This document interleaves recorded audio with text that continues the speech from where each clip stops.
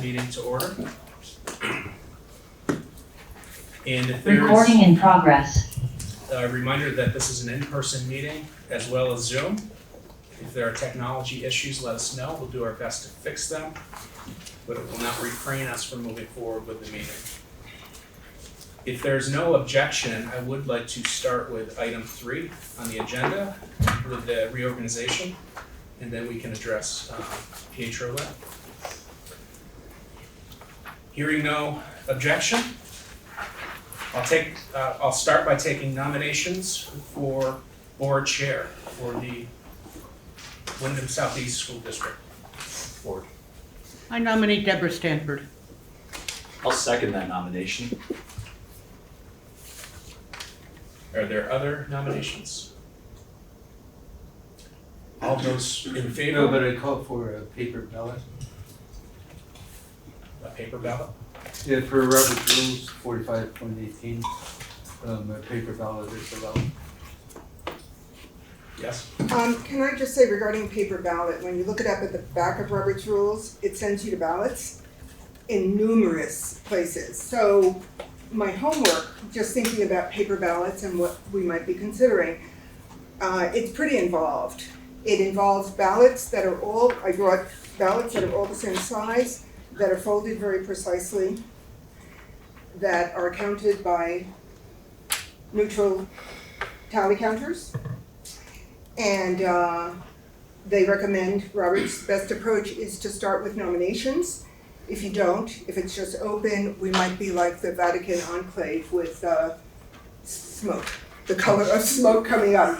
It's a pretty intense process. And Robert's Rules verse or chapter, it's not. Robert's Rules 45.18. And I'm calling for paper ballots, not just for the chair position, but for the clerk and the vice chair. I think it's just a more comfortable approach for everybody. And the procedure is very simple. You hand out paper ballots and all of us can vote for either the person nominated or write-in person.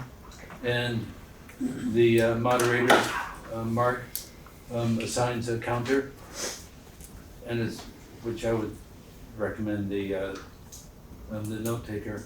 And that's a simple process. I would prefer to move forward with the voice vote. If Pietro is in the room, I would love Pietro's opinion right now before moving forward. What Mark? What am I weighing in on? I would like to move forward with the voice vote. Tim has appealed to a paper vote. There's no. I mean, you are moderating, if you will, this meeting, and if you want to do a voice vote, you can. Okay, thank you. So I'm going to continue with the voice vote that has been the tradition that I've observed in years past. So all those in favor of Deborah Stanford as our board chair, please say aye. Aye. All those opposed, please say nay. Abstain. Okay, Deborah Stanford, congratulations. You are our board, and I will turn the meeting over to you. Sorry, point of order. Do we need because there was an abstention, do we need a roll call vote? We're all in the room. You only need a roll call vote if some people are on Zoom and some people are in the room. Perfect, thank you so much. Is Brian online? He is not. Okay. Okay, thank you, Deborah. All right, Congratulations. I accept your congratulations at the moment. Thank you to everyone. I would like to start, we do need to do nominations for vice chair and for clerk, but I want to start with a welcome to new board members. Post the March 4th election, I'd like to welcome Jocelyn Fritz from Guilford. Yes. Thank you, congratulations. Thank you. All right, she has lots of reading material. We've already had one Zoom session with Kim Price and Beekman, and yes, keep you apprised and ask all the questions. I will. Yes, absolutely. I want to offer congratulations to Jessica Everlett out of Dummerston for the next year. Welcome. Thank you. Yes, and to Matt Chidley, Brattleboro, 3 years, and I guess to Deborah Stanford, Dummerston, 3 years. Okay, we have a consent. Sorry, let me proceed with the rest of these nominations. I'd like to entertain nominations for the position of board clerk, for vice chair, sorry. So nominations for the position of board vice chair. Point of order. Yes, We didn't have a full board. Brian is just coming in for the vote for the chair. we had a quorum Okay, of 8, and we started at precisely 5 o'clock. okay. So I don't think there is a precedent for going backwards over a vote after a quorum. Okay. Okay. So again, nominations for the election of board vice chair. I nominate Kim Price. Okay, Kim Price, you are nominated. Second. We've got a second, thank you. Are there any other nominations for board vice chair? Nominate Ruby McAdoo. Okay, Ruby McAdoo. Is there a second? I once again call for a paper ballot. Okay, and that is at the discretion of the board chair. And we have not done paper ballots in the past. We can consider it for next year. We, regardless of what the vote looks like in past years, we come out of every board vote, motions and the elections of board officers, and we come out as a unified board. We come out with full acceptance of board vote, and we move forward in that way. So we have a pretty packed agenda, so as board chair, I'm going to continue with a voice vote. Okay, again, a second for Ruby McAdoo. Second. Okay, we have got a second. We have 2 nominations, thank you very much. We have Kim Price. Well, he nominated. Yeah, he can't second it. Can't Oh, he cannot second, thank you very much. That's right. Okay, all right, I'll so second. we have a second, Matt Shipley, thank you very much. Okay, it's a little confusing. Any other nominations for board vice chair? Okay, nominations are closed. We will move to a voice vote. I'm sorry, Ruby, yes. Could I propose that each of us says a few sentences? You know, we did not do that for board chair. Because there was one of you. I appreciate that, but even so.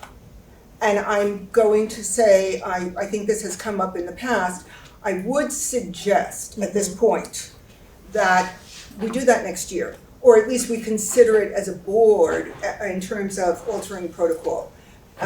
This did not come up before we moved into elections, so I'm feeling a little awkward about shifting gears midway like this.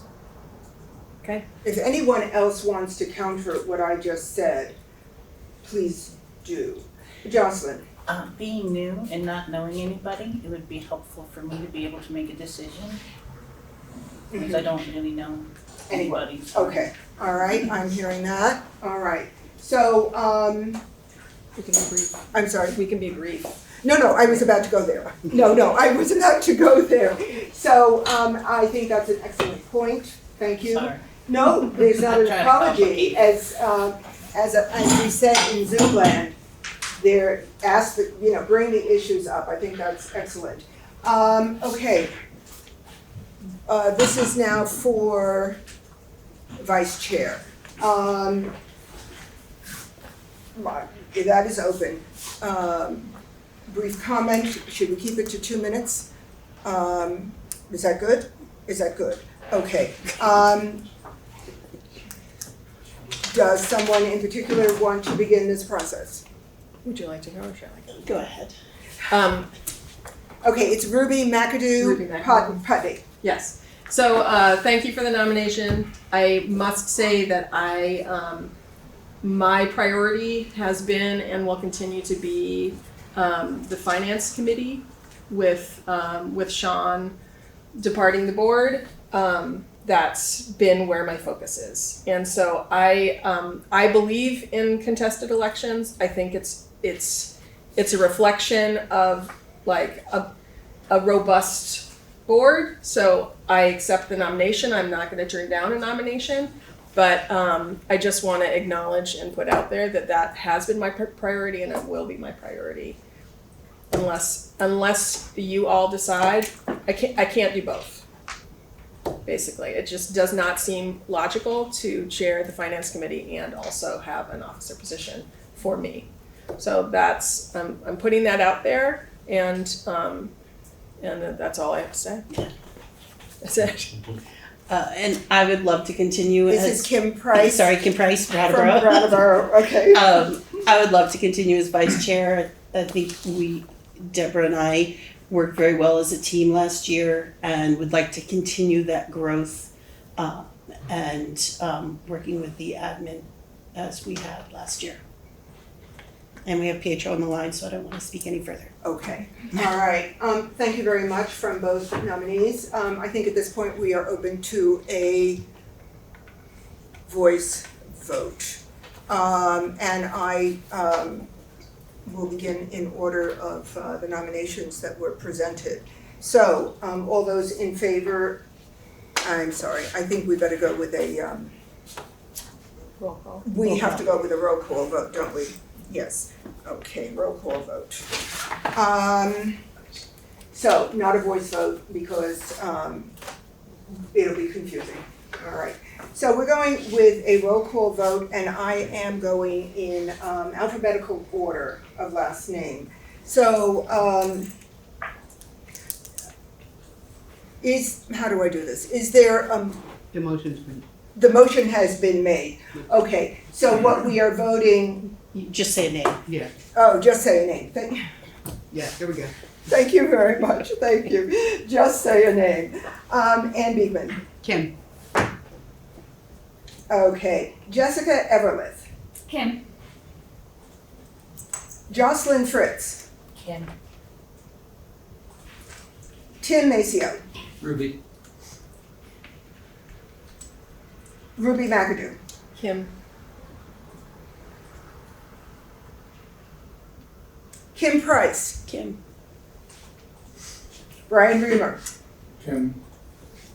Colleen Savage. Kim. Matt Chibley. Kim. Okay, Deborah Stanford, Kim. All right, thank you very much. I really do appreciate your comments. Congratulations to Kim, and I think the board really appreciates your comments about workload, Ruby, and the priorities of this board, and what we need to consider as we deal with finance year after year in this process. Thank you, and thank you for all of your thoughtful comments on finance. I think that's excellent. Nominations for board clerk. I nominate Matt. Okay, I'm sorry. Second. Whoa. Everybody nominates Matt, everybody seconds. Okay, so I heard Tim, I'm gonna take Tim. Yeah. A nomination for Matt Chibley, and wait a minute, there was a second just now for Matt Chibley from Ruby? Ruby. From Ruby, okay. The yells in the stadium were intense there. Any, I presume, Matt, you accept? Yes. Yes, you do. Okay, I just figured I'd throw that out there. Any other nominations for board clerk? Okay, with that in mind, we are going for a voice vote. All those, the motion stands, all those in favor, I feel a little out of sync as board chair right now. You're doing good. All those in favor of Matt Chibley for board clerk, please indicate by saying aye. Aye. Okay, any nays? Any abstentions? All right, the Can we have ayes. a recount? I'm sorry, what, recap? Okay, now you're really confusing me. Okay. Before we, a couple of things I just want to say. The nominations for WSESU voting members, as well as letter E, establishing meeting times and assignments to committees. We do need to do that today.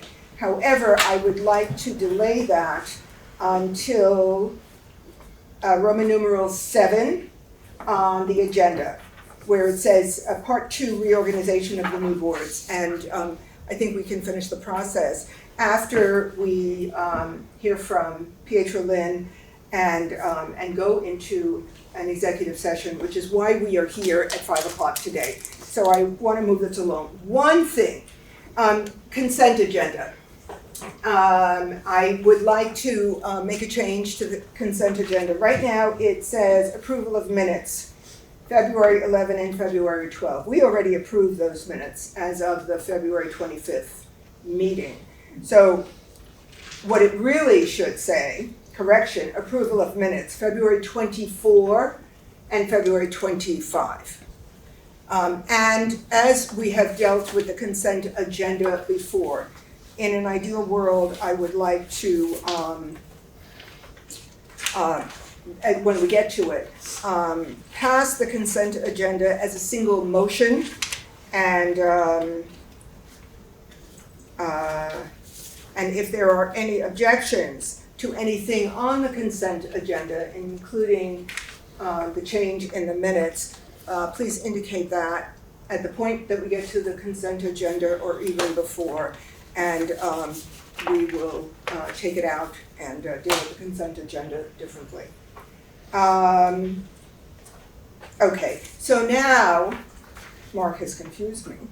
Pietro Lynn is here for a reason, and I just want to briefly establish what has happened and why we are doing a reorganization on March 11 and not March 25, which would be in keeping with the process over the past 4 or 5 years. As a point of information, a board member at the very end of February, somewhere around February 26, raised a concern to me as board chair regarding the members of the board seated on the dais on March 18, which is the annual school district meeting. And I immediately reached out to the Vice Chair, Kim Price, and to the SU Chair, Ann Beekman, because I had a realization of the underlying essential question, which is, at what point following the March 4 election of the new board is that new board seated? That's the essential question. I have ensured that with every email exchange and with every telephone call to anyone, that both Kim Price and Ann Beekman have been copied and have been conferenced in to every phone call. As board chair, I reached out to Sue Zagłowski, and I know that Ann Beekman reached out to Sue a few days ago. We had a response from Sue Zagłowski, who is the executive director of the Vermont School Board Association, and she has responded twice to us. I reached out to Pietro Lynn, who is the attorney assigned to our district and whom we know has just an incredible foundation in Vermont law, statute, as well as education law that affects the state. I also reached out to the Secretary of State's office. And both Sue Zagłowski and the Secretary of State have said in emails that they should not be giving legal advice to a board, but rather that the board should immediately consult with the attorney and follow that advice. And with every communication, I also want to say that what has come from this board leadership team of the three of us has always been, in conversation and as attachments, the Articles of Agreement, 2019, Article 11 specifically. We have been told that Vermont statute supersedes anything that comes out of a particular district or a particular school board. The law supersedes all. As a final comment, I want to say that we three have urgently requested that any change to current procedures that have been in place. I can't hear. Can anybody else? No, Deborah, you seem to have lost your microphone. I couldn't hear for a little while. Okay, and, just give us I can one- hear now, just- so can- that's not very helpful, but. Can you hear now? You can hear me, but I don't think you can hear Deborah. Deborah, want to say something? Okay, can you hear me right now? No, you cannot. Wait, give it a second. Okay, 1 second. Now we can hear you. Okay, thank you. Can you hear me now? Yes. Liz Adams, can you hear me now? Yes, I can. Okay, great. Okay, as a final comment, I want to say that we three, Kim, Ann, and Deborah, have urgently requested that any change to current procedures in place for the past 4, 5, 6 years be delayed until 2026. My words are, we are already in the 11th hour. Can we delay this? And the comment has been, we have been advised that we are not in compliance with state statute and that we must be in compliance with state statute immediately. We now know. So with that in mind, I turn it over to Pietro Lynn, and I have invited him to this meeting because this is a significant change in the way we have done business recently. So Pietro, you have the floor. Oh, thank you, Deborah. Hello to everybody and congratulations to all the elected office holders and the new members of the board. Very nice to meet you. So let me back up a little bit. Deborah and I think Ann and Kim spoke with me last week, and the concern that was raised had to do with the fact that for years, what the district generally did in terms of its procedure was to have the election on town meeting day for new members or for members who would continue on as board members after the election, and then wait for a second meeting before they had what is called the reorganization or organizational meeting. You have just done already the organizational meeting. That is, you have elected a new chair and other officers of the board. You can't go forward with a meeting without a board chair. That needs always to be the first order of business in the new cycle or new year. But the question was, could there be an intermediate meeting where the previous board members, even ones who were not part of the election, who would not be new board members, where they continued to preside over these meetings and participate as board members? Deborah articulated a concern that under Article 11 of your Articles of Association, that people had construed that over the years as permitting that practice. What I would say to all of you is this: 16 V.S.A. Section 729 seems to govern this circumstance. And the language from 729 is included in your Articles of Association. So it seems to track 729. And for that reason, I would suggest to all of you that the statutes are controlling here, that the articles tried to mimic the statute, although didn't do it with as great clarity as perhaps they should. And under the terms of 729, you have an annual meeting. The annual meeting is not the organizational meeting. It is a different meeting. And so maybe the vocabulary was wrong. The annual meeting is where we vote on board members. That is coincident with town meeting. Your annual meeting was town meeting. So, and at that moment under the statute, the new members, once the vote was tabulated, became members of this board. The first time you meet after the new election is to swear in new members and to elect officers of the board so that you can proceed with board business. And that's exactly what the statute contemplates. There is one exception, and that exception is where your annual meeting, that is the time when you vote for new members is more than 30 days before town meeting. That's not the case here. We don't need to worry about that exception. So I guess what I would say to you is that my best advice to Deborah, Ann, and Kim was, let's follow the statute. That seems like the best thing to do. And as much as we all would prefer to do it the way we've always done it, because we don't want anyone to feel like they've gotten the bum's rush, that we've kicked them out, you're on notice now that you know the right way, and to choose intentionally not to for 100 good reasons is probably not the best approach.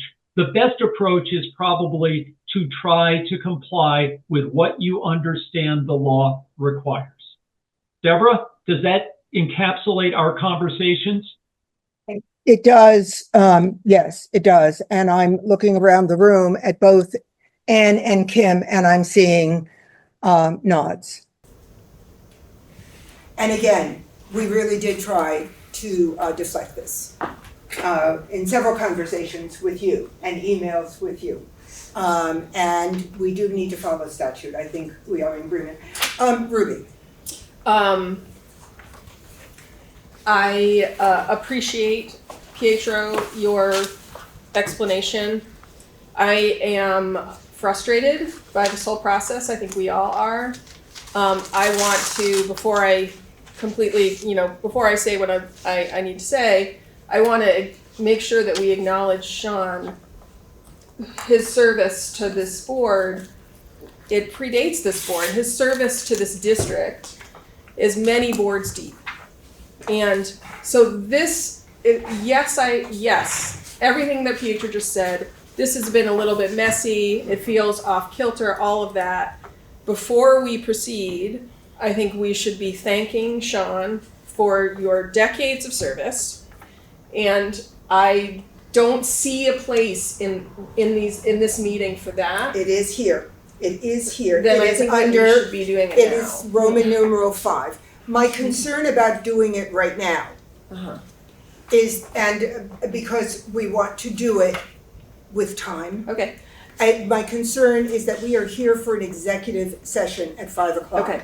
We also have a public information session at 6. Okay, I'm ready to not focus on it, but I want to at least put an acknowledgement out there that Sean is highly affected by this. Right, yes. And I want to make sure that appreciation is delivered. It is on the agenda.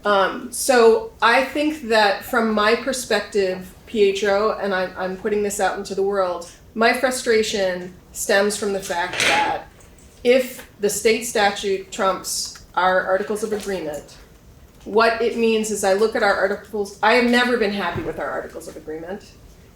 In my opinion, we as a board should be looking at those and updating them, cleaning them up. They're messy. And very clearly, this is a mess that I didn't even know about.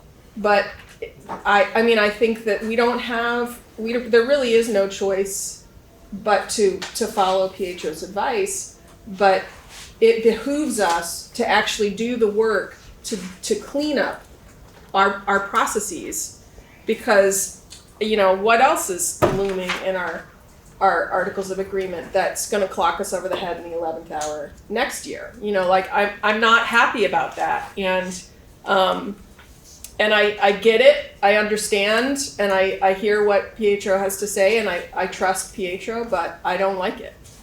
I think that we are in agreement that we need to take a look at this immediately. In talking with individuals in the central office, it is confusing and ambiguously worded, so it needs to be tightened up, in agreement with you, and I think that's in the near future, while this is still fresh in our minds. Any other hands? Can I have, I'd like to limit this to board members at this moment. Once again, I'm pressed for time. It is 5:30, and I really do want to give due diligence to this executive session. So So if you don't mind, Liz, I see your hand up, but I'm really asking for, let's just keep it at board level for the moment, short and to the point, because I'm very concerned about time right now. Brian. Thank you. I think I just need to express my frustration, and I'm very upset about this. I don't understand why it comes up now. I don't understand why it comes up in the context of Sean, who has done so much for a full generation of students. He's been on the board longer than enough to see students from pre-kindergarten all the way through graduation. So I just want to express how upsetting this is. Yeah. I respect Pietro, but I don't want to agree with what he's saying. I don't want to follow that advice. I don't care whether it's legal or not. Okay. In that sense. Thank you, Brian. Thank you. I once again want to express, I don't know why it's come up at this point. I do know that when I received the question from a fellow board member, it then becomes a board issue. And I needed to follow through on it by virtue of the oath of office I just took, and paying very close attention to that. So this is contrary to how we wanted to proceed in the moment. Okay, I really want to move this along. Tim? Yeah, I'd just like to say, I know we haven't gotten to 5 yet, but there's no action indicated. Yeah. I think that everybody agrees that Sean should be honored, not just here, but at the annual district meeting. And there's no reason why he should not read the article that he was appointed to read also.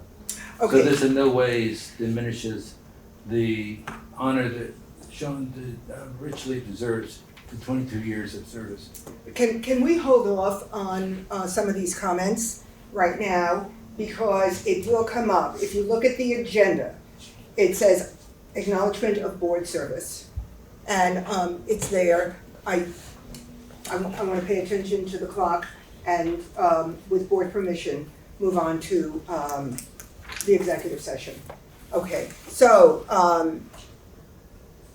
Yeah, I'm really sorry to interrupt here, but and I'm sure Pietro's right, but the AOE went over our articles of agreement. We were forced to merge. They had to hastily work on them. We sent them in, and the AOE said they were okay. So it's kind of confusing that the AOE is said something different than what Pietro has just said. I just wanted to point that out. Liz, let me respond to that. Yes, Liz, they thank don't. So the articles try to track the statute that I was talking about, but it doesn't do it verbatim, and it doesn't do it with the kind of clarity and specificity that I would want for you. And frankly, it's probably the reason why there was some confusion around the issue. It doesn't mean that the articles were deficient. It just means they were insufficient. And so they try to use much the same language, but when you read the statute, and I would recommend you all do it, don't take it on faith. Right. You'll see that it's pretty clear what is required. And so I am, and I think it was Brian and Ruby High. My job is to tell you what the law contemplates and to give you advice in terms of how you can comply with the law. Your job is to make decisions. And I've had plenty of clients say to me, your advice is good advice, but we choose to do differently. That is your prerogative. And the last thing I would like to say, Deborah, is that I wish Sean well. I've enjoyed working with him these many years. I have nothing but the greatest respect for him. And I hope that he enjoys his retirement from the board. He richly deserves it. richly deserves it, and we were quite surprised when he announced that he was not running again for office.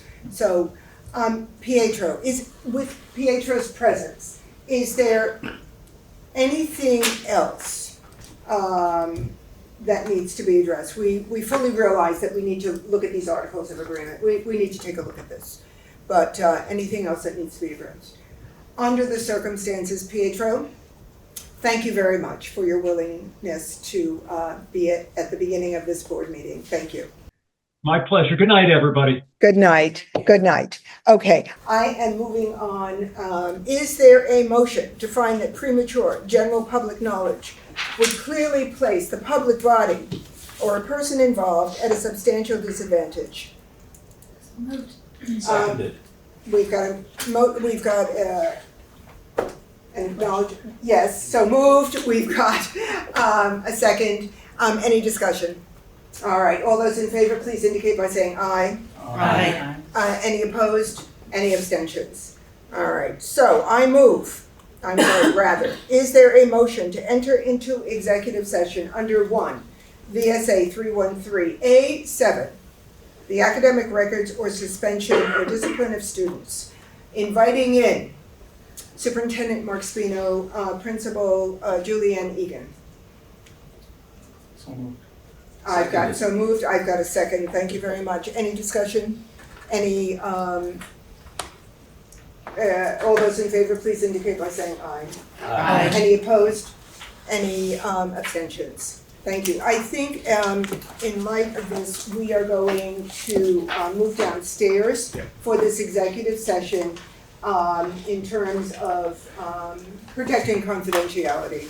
And I believe that the announcement for the public information session went out that it will start at 6 o'clock or shortly thereafter. I think that was the wording. So we are going to go into executive session right now. I don't know whether this is an amendment to the agenda, but we will return to the same executive session, the board, at the end of the evening, okay? And next on the agenda, and again, I want to make another change because of timing. It is now 6:15, and I would like to acknowledge everybody who's been waiting for the public information session, starting no earlier than 6 p.m. and maybe a little after. It's 6:15. I would like to, with board permission, to shift Roman numeral 5, which is an acknowledgement of board service, and I would like to move that after the public information session. That is what this meeting is about legally. Public information session regarding the budget that's being presented on March 18 to the 4 towns. So do I have board permission to make those shifts? I do. I see nods. I'm going to go ahead with that. Thank you. Public information session. This is the time for the public to comment on the budget as presented.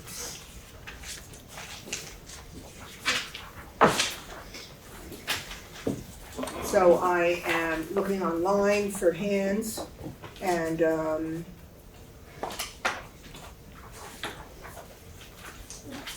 and Kim, will you let me know if you see people that I don't see by chance? Okay, so just bear with me 1 second. Yes, I do see a hand online. Okay. Yes, Frank I Rucker. was just going to suggest, traditionally this is where the Finance Committee Chair provides an overview for folks to have context. Okay, thank The you. meeting, and I know Sean is prepared to share that. Thank you. So usually that helps facilitate. That would be great. I anticipated that on March 18th, but thank you for reminding me about that for this evening. Sean, would you like the floor? Yes, Sean Murphy of Thank you very much. Guilford. Many of you have heard this narrative before, but I'm gonna read it again because I think it is sort of encapsulates the salient points of the budget that will be presented to the public on March 18th. So it's I call it the budget narrative. It is important for voters to know the multiple parts of the WSESD, the Windham Southeast School District. The single district is made up of 4 towns, Putney, Dummerston, Guilford, and Brattleboro. Within these 4 towns are 9 school sites, and actually now you'd probably say 10 because of the Canal Street pre-K. And that also doesn't include the ESS, which is also critical to this district and this region. The student enrollment is about 2,300 students. There are approximately 440 employees, which includes 274 certified professionals and 166 uncertified staff who are working every day to ensure that students are learning and well supported. Our staff also work with contracted service providers who support food services, and actually now we know that is no longer, so that's been changed to we're going to provide our own food service, but that has to do with the SU and not the SD. Our staff also work with transportation and other operational systems to help students access positive environments for student learning. As people are aware, the budget development for the district is an ongoing process. In the fall of 2024, principals and educational professionals review student data to plan for the FY26 school year. Numerous statistics are studied: numbers of students per grade, educational need of students, material requirements necessary to facilitate the successful education of district students. And I would just say I think one important thing is the educational needs of students. So when we have the summit and we're defining the goals of the budget, those 4 words really define how the budget is developed. We have to establish the educational needs of students. That's number 1, most important. In early September, the finance manager and the superintendent developed a budget planning timeline, a comprehensive detailed work plan that includes specific dates and criteria that are followed to construct the FY26 budget. This timeline is mostly Frank's responsibility, and he's been doing it every year for quite a good time, and it's extremely comprehensive and extremely informative. It's 41 points. It goes through all the information that has to be gathered to make sure that the district complies with statute, educational statute, and timing, and all kinds of things. So this really is a Bible for budget development. On September 10, 2024, a district-wide summit that included administrators and WSESD board was held to codify the continuous improvement plan goals that are used to define the basis of the FY26 budget. There were 4 CIP goals established: increased math proficiency by 10%, increased English language arts by 10%, increased graduation rates from VUHS, and increase the sense of safety and belonging of all our student body. In November of 2024, meetings were held to define the specific resources that are necessary for the successful educational outcomes of the district. Specifically, the Finance Committee reviewed the 6 elementary budgets, secondary schools, including the Windham Regional Technical Career Center, and the district-wide programs, which include special education services. The WSESD board reviewed the comprehensive budget plan on 12/17/24 and 1/14/25, and met again and approved the budget on 1/28/25. So that means that the budget was no longer a draft, it was a budget approved by the board. During these review meetings, there was input from school leaders, educational staff, members of the public, and members of the central office leadership team. And I would include members of all the LCs, the leadership councils throughout the district. So it's a very comprehensive, extremely collaborative process. As mentioned, the FY26 WSESD budget total is in the amount of $67,736,630. Subtracting the offsetting revenue in the amount of $7,391,468 results in the amount of education spending of $60,345,162. Dividing the education spending by the equalized student count, which is 3,807, results in a per pupil cost of $15,851, which is just a little bit below the cap that has been reinstated by the AOE as a cap for student spending.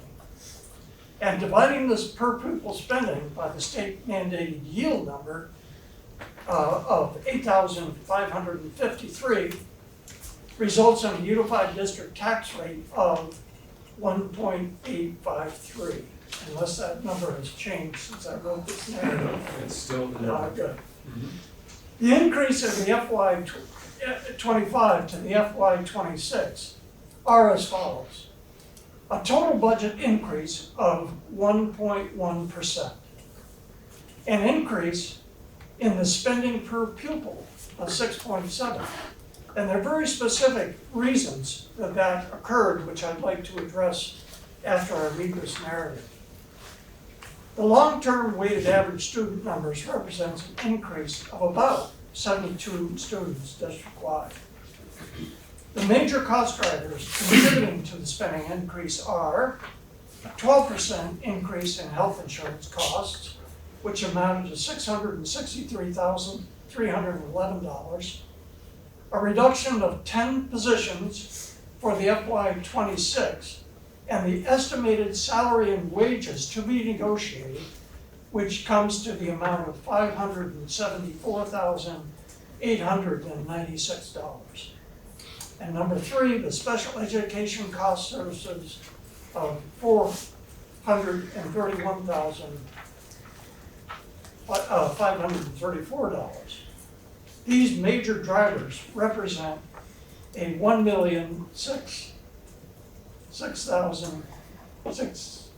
once again, I got that wrong. No, it's correct, 1,006,430. Thank you. When I typed it an extra zero, so I was supposed to have water.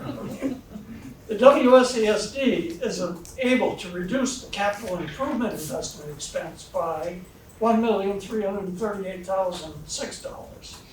This is due to the administration and board commitment of the use of the ESSER funds and the ARPA funds proactively during the period 2021 through 2025 fiscal years. The WSESD board and the WSESD administration have been able to maintain a total budget increase of 1.1% despite many cost increases and outside of the control of the district. The town tax rate is determined by dividing the unified rate of 1.864 by each town statewide CLA. Except I think that, is that one? It's a statewide adjustment, yeah. Oh, 1.864 is correct? Yep. All right, And then, all right, that is correct. thank you. Once again, because I wrote this on the 14th, I want to make sure I'm current. Of each statewide CLA, and is projected to be lower than the current year. An average actual homestead school property tax rate are expected to decline by 0.3% in the fiscal FY26. Due to unique changes in the common level of appraisal for each town, most towns will see a larger decrease in taxes in FY26, and one town, Dummerston, will see an increase. And that is directly related to the real estate market, not to what the school district has done developing this budget. The WSESD School Board believes this is a fiscally responsible FY26 budget that is well planned to meet the needs of our students and prepare them for citizenship. Thank you. Okay, thank you very much, Sean. Thank you. I'm opening this up for comment.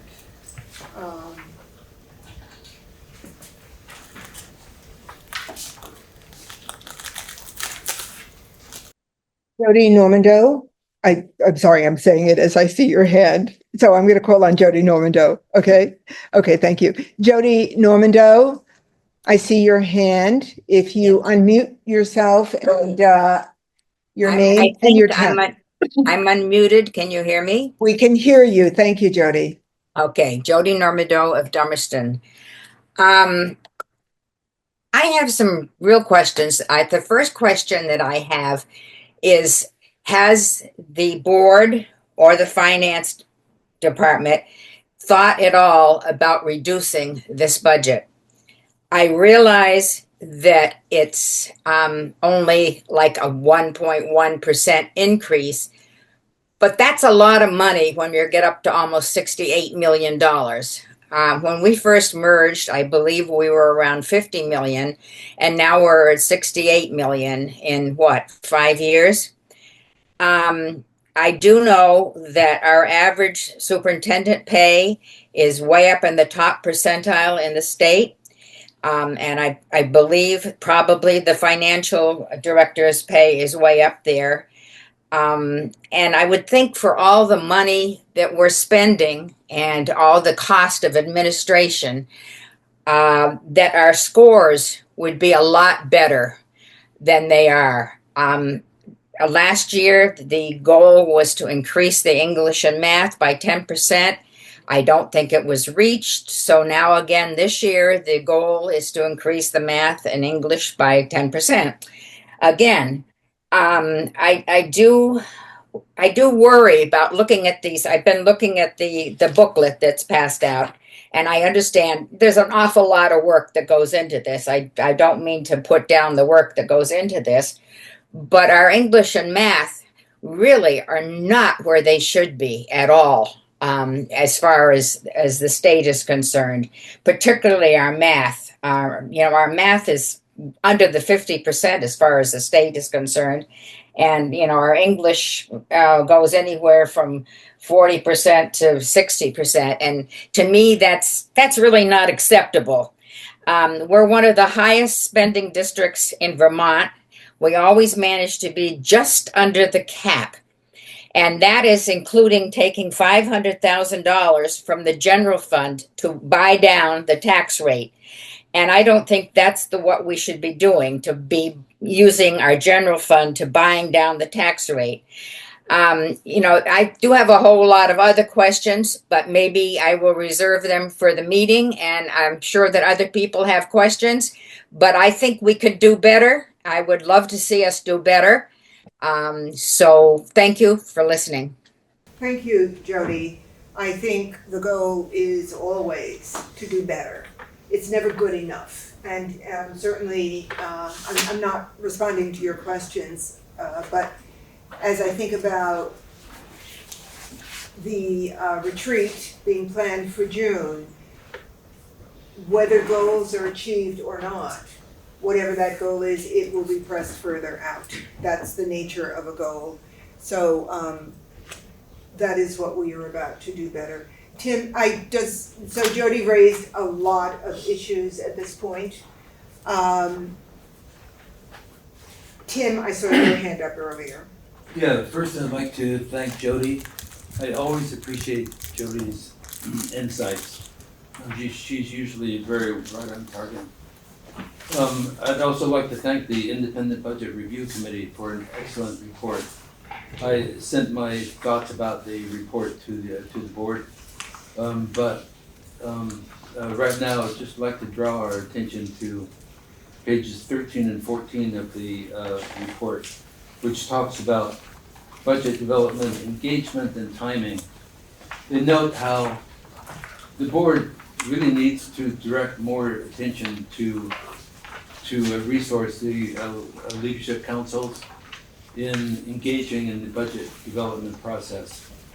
This year, I guess we've had more than usual public engagement with the public, but it's not nearly enough, I think.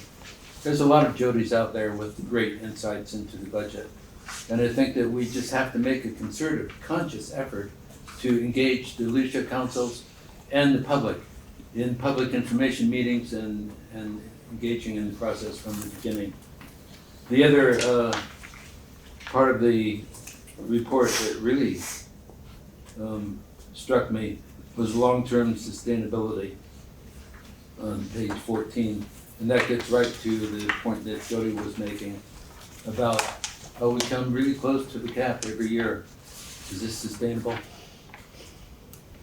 So I thank the committee for the report, and we should be referring to this in the work ahead.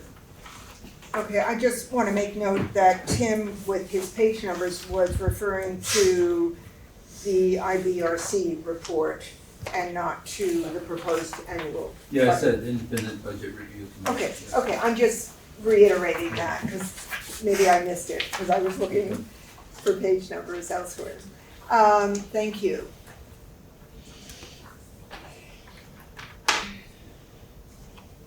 So Deborah, if I could respond to Jody's Yes, comment? Frank. Yeah, so if you look in our annual report and you go to page 82, and it's a lot of data on proficiency rates for both literacy and math.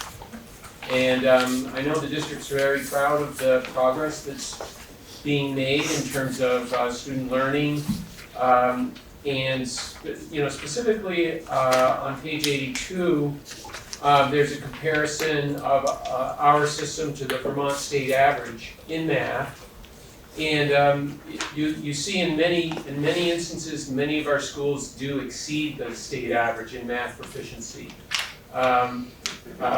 It's certainly acknowledged across the district, on the leadership team and so on, that the level of proficiency is not where we want to be. We want to be better, as you said, Deborah. But Ms. Norbindo made a reference to the state, and we actually exceed the state in many of our schools. So I just wanted to clarify that, and then also in literacy. In all but one grade level, we exceed the state average in student proficiency, and you see that on page 80 in the chart. So there's a lot to be proud of, and the progress is really significant in the last 2 years, and it does have to do with all the investments that Sean highlighted in the budget in terms of student support and intervention. And a lot of this has to do with all the hard work post-COVID that has occurred in the district, and it's evident.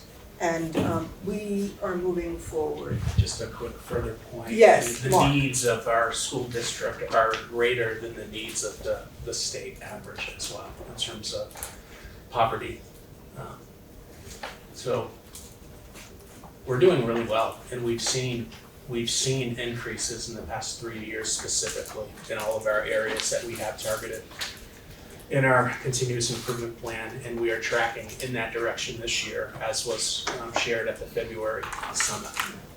It's really quite astonishing to read about the high level of poverty in our district. it's a moment of truth for all of us.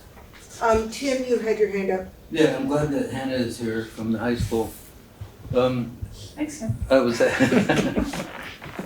forget where I was reading it today, but I'm glad to see that using the STAR assessment for reading and math, you're on track to reach the 10% improvement.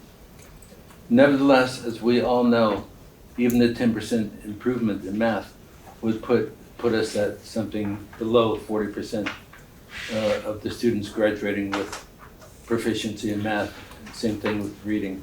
So we do really, this board has to work with the administration to not just meet the state average, although we don't have state averages in STAR, but we just need to do a better job of graduating students proficient in reading, math, and science. I think we all agree on that. Yeah, thank you. Thank you. Any other comments? Yes, Martha Noyce, would you Yes. acknowledge who you are and your town? Hi, Martha Noyce, Brattleboro.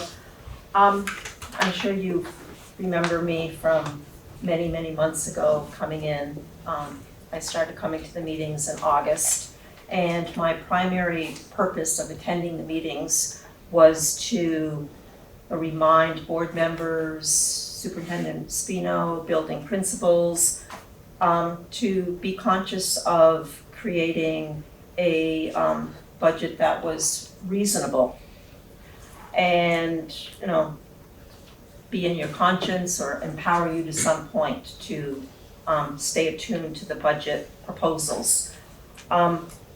Over the past 7 months, there were quite a few poignant, line items within the budget that were passed that stick out to me, that I believe are not directly related to the educational needs of students. One being the $1,500 cornball game, a part-time clerical position that had full benefits, a hefty raise for a person in the athletic department, and then most recently the ever-growing Tenny Field wish list of items. So with that said, my question to people here or any people remotely is, are there any budget proposals or expenditures that you actually questioned, or there was a compromise to the amount of money? Maybe there was consolidation done, or you were creative within that proposal or that budget, or possibly you said, no, we're not going to pass this item. That's my question. Yeah, it seemed to me a bit of time ago, fairly recently, the board worked to reduce expenses here and there in small ways. One being, I think, a reduction of expenses put aside for legal fees. What I have felt is that we need to begin that work earlier and not just in heavy budget season, but begin to scrutinize some of the expenses. And the energy that I feel from the board is going in that direction. I do want to acknowledge your ongoing presence at these meetings. I think that has been critical. I think that your voice has been a reminder for us to engage in fiscal responsibility. And that's what we want. And we want it more than just, let's say, at the public information meeting that took place back in January, or this one, or the annual district meeting on March 18. I want to say, as a board member, as a community member for 8 months attending board meetings, and then coming on board. Your community voice is very strong. And I really want to thank you for using that. Matt Chidley. I'd like to commend the work of the Finance Committee and the Independent Budget Review Committee and the administration. I think we've done a tremendous amount of work together. I want to echo Superintendent Spino's comments regarding the place at which some of our students, on average, have had to start from, and the distance traveled that our district has made with those students. At a recent AOE Listen and Learn event, the AOE published or produced an infographic that I found to be incredibly enriching, where they essentially presented a 4-quadrant graphic that depicted various districts across the state of Vermont on both spending and performance for V.S.A, and there were little bubbles that represented each district. Our district was indeed in the higher performing and higher spending quadrant. And I'm gonna, if it's okay with other board members, embed that infographic on the official minutes. Because I think it helps tell the story of what our district is doing. Yes, indeed we are a higher spending district, but our teachers, our staff are getting results with students that perhaps other districts who could be faced with the same resources challenges could not have achieved. So again, I think this is a tremendous job that we've done. When I consider the budget that's being proposed, the 1% increase feels appropriate, and we can continue to look areas of cutting, but substantially reducing the budget beyond what it is right now, to me, means that we would be taking away from our children, and I would not be prepared to do that. So, thank you. I thank you very much, Matt. I do think that the budget increase this year is significantly lower than the budget increase of last year, which was low as well. I do want to say that the Finance Committee, headed by Troy Murphy and Frank Rucker as our Chief Financial Officer, work very, very hard. I think the budget works very hard. We go into budgetary season and we are here for long meetings, going over detail. And again, I really, really want to encourage community involvement every step of the way. I know it's time consuming, but I think it makes a big difference. The Independent Budget Review Committee assessment, I want to second what Tim said. It's excellent, it's thorough, and the budget report is something that we should use as a guideline throughout the entire year. I think that's critically important. Tim. Yes. Again, thank you to Frank and Sean for his leadership with the Finance Committee. I do want to implore the legislature, though. They are in charge of benefits for our teachers statewide, and I implore them to negotiate hard and heavy with companies to get better rates. We have no control over that. That's the biggest spending tickets on our budget, and I think the legislature needs to step up and do their job. And I think about some of the comments that Jody Normando has made about what's embedded in our budget by the state, because the state is not doing what they need to do. And the excessive, I shouldn't say it that way, the increases that are phenomenal every year having to do with health insurance, right? And health insurance is a mandatory. We need to take care of the adults in the community without doubt. But there are issues embedded in the budget that the state needs to reconsider. I see, Tim had his hand up for a while, so I'm gonna call on Tim and then Sean. Just to follow up on what Matt said about the quadrants, we're a high spending, high performing district. I have to point out, this is no commentary on our spending, but there's not a causal relationship between spending and academic performance. I can point you to a mountain of data that shows this. Strategic spending by a poor district can result in higher performance, perhaps. But there's not a direct correlation between a causal relationship between spending and high performance. Just so we have to be guarded in how we interpret these graphs.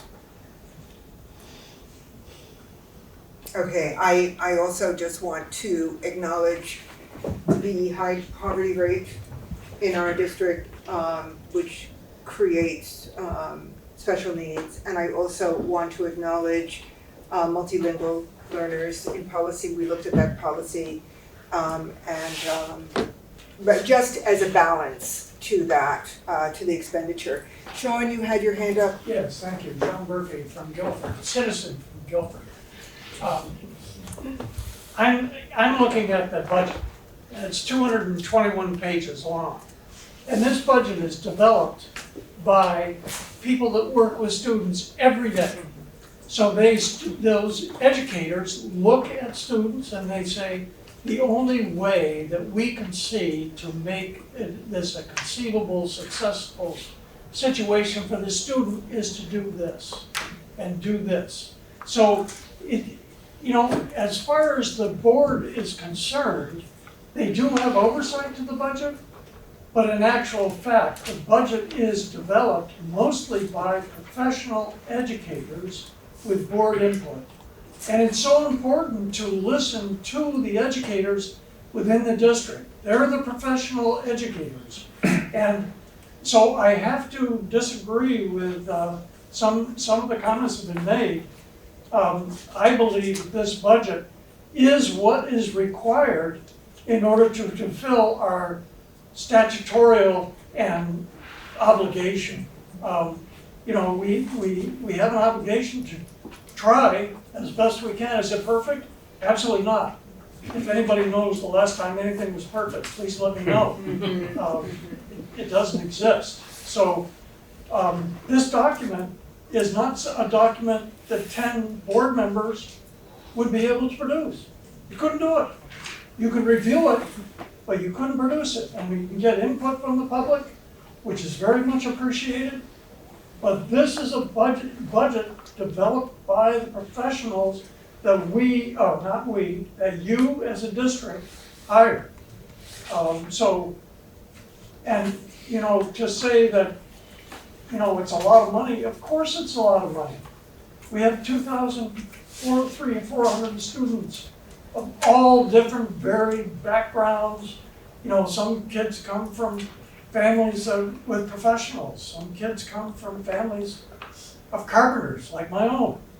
And so that each student has different challenges and different things that they have to work with. So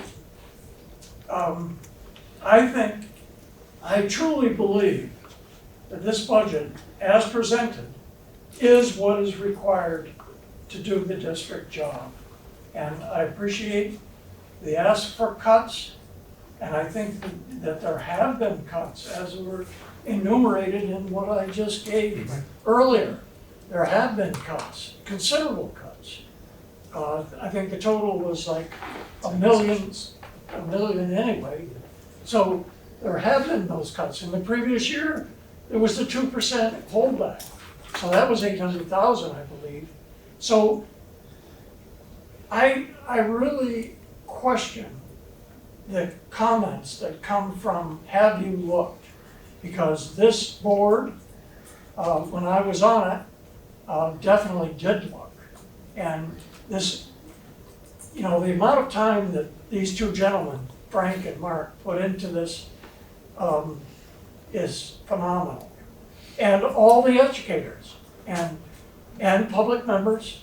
So it's, the board approved it, and I am certainly going to vote for it as a citizen. Thank you. Other comments? I see Jody's hand up. Jody Normando? Yeah, excuse me. I've known Sean for a good long time, and Sean's a good man, and he's done a lot with the finance. However, I disagree with him on a lot of issues. We've had a lot of times we've disagreed. I think that anybody in this audience could come up with at least $1 million of cuts that would not affect the kids one bit. And there is no way that I would want to take the education away from the kids. In fact, I would give the teachers a lot more money than they're getting now, because that's where it's at. It's the teachers and the kids and their relationships. But I do know that there are areas in this budget that could have cut at least $1 million, if not more. And if I had the knife to do it, I would. I only have one vote. So thank you. Thank you, Jody. Thank you. Other comment from board members? Okay. Sean Murphy? Yeah, this Yes. is a comment from the public, once again, Murphy, citizen. What I did today is I went back through all my annual reports, because I've saved every annual report since I've been on the school board, which is 23 years, which amounts to 8,395 days. Or not quite that, because that would have been the number if I completed up until May 19th. So you have to subtract from today to May 19th. Anyway, there's been a lot of talk, and people have said that the merger did not save any money. It probably didn't save taxpayers because of the real estate market. But I went back and I looked at all the numbers, FY25, and what I'll do is I'll call out a number of $100,000 of appraised value on a home. So in 2001, and this is the unified tax rate, not the tax rate adjusted by the COA. So in FY21, $1,721. In FY22, $1,719. FY23, $1,630. FY24, $1,518.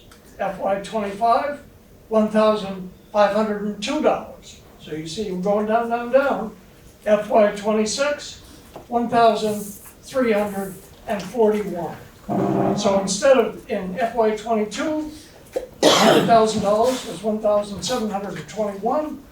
In FY26, in the proposed budget, $1,341.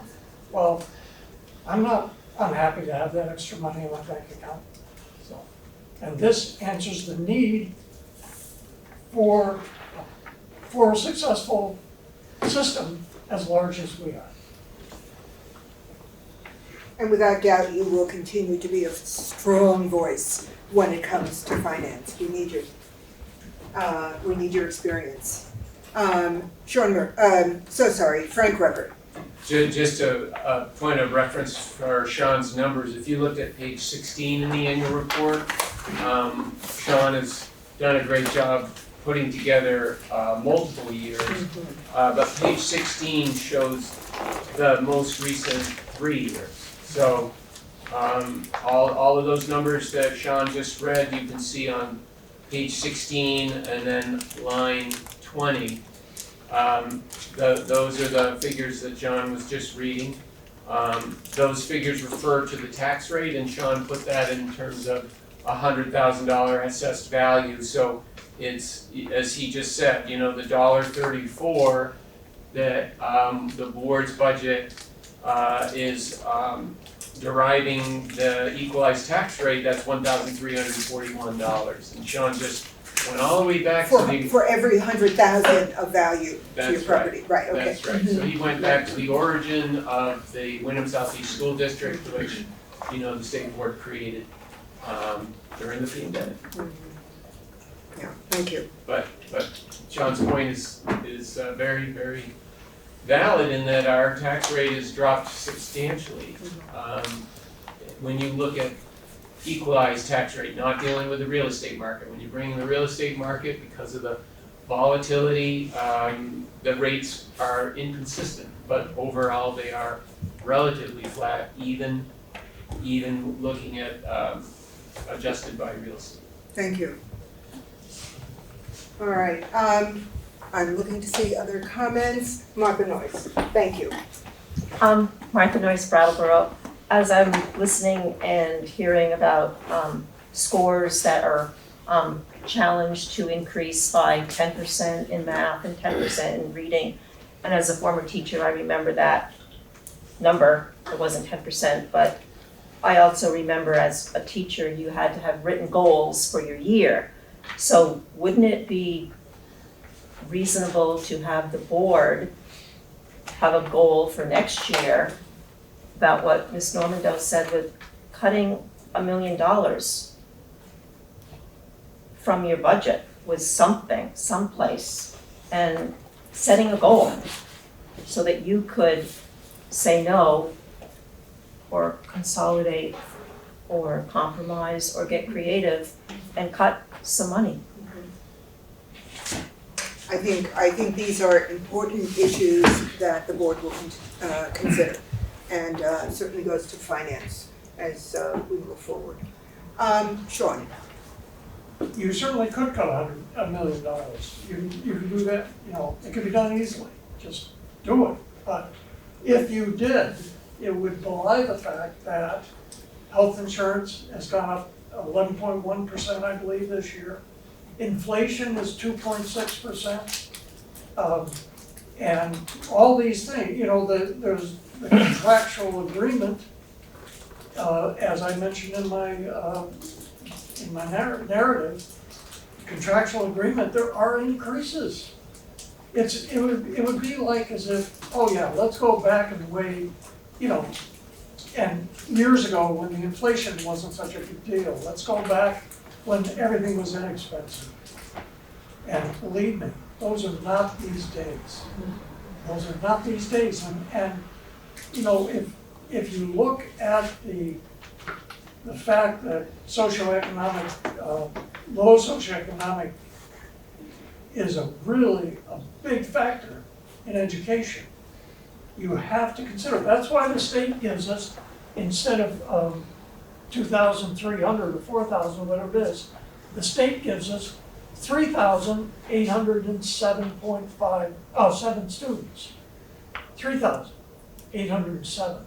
Because they know, for the whole weighted system, this district needs extra help because of the poverty that is contained in the district. And there's no question about it. It has been documented. And we have to provide equal access for successful education to all students. All students. That's our job, or your job. Thank you. Deborah, one other comment on the point about cutting the budget. So we have cut the budget $1 million. So folks on the Finance Committee would recognize that, and we have it in the annual report. It's published on the highlights. I think it's on page 15, that we reduced staff by 10 positions. And that's a significant cut. We also, as Sean reviewed in his narrative, and it correlates with page 15, we reduced capital spending by $1.3 million.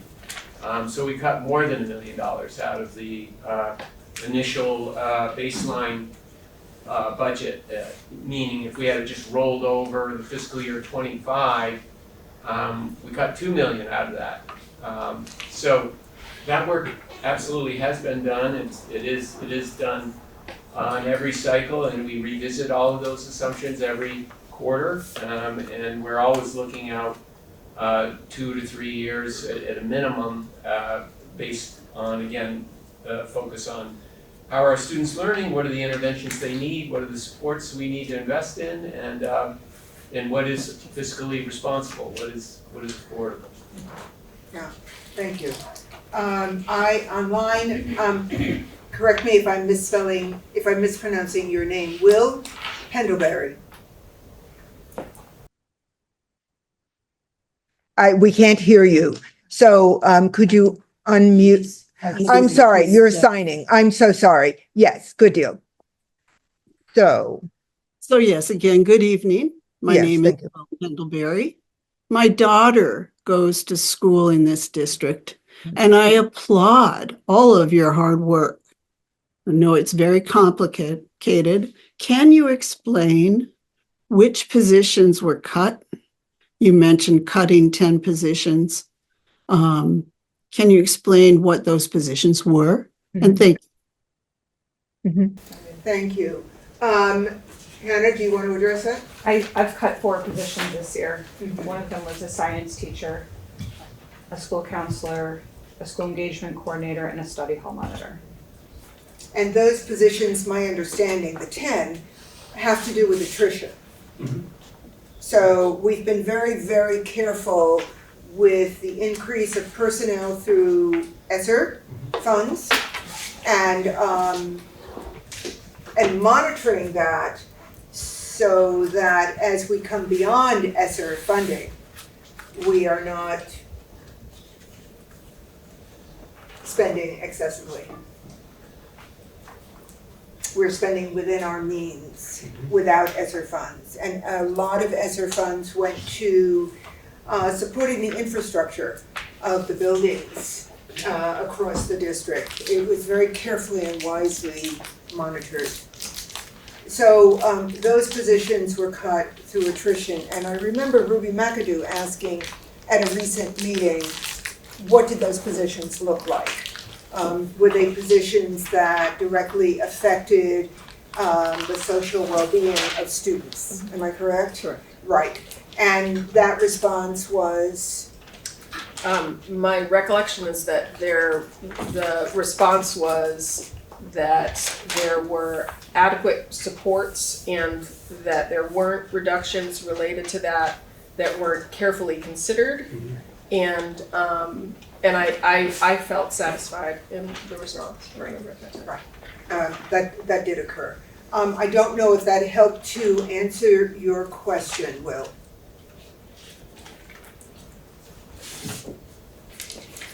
Yeah, I don't have the. Yes, thank you so much. Okay, thank you. Thank you. Were you about to say something? No, I was just gonna say, Hannah's provided an example of a handful of positions, and then there's similar positions like that in our other schools that were eliminated through attrition over the last 3 years. And then, of course, the reality that we are facing, that overhanging cloud, is Governor Scott's proposed reforms for educational reconfiguration statewide, and we will see how that works out.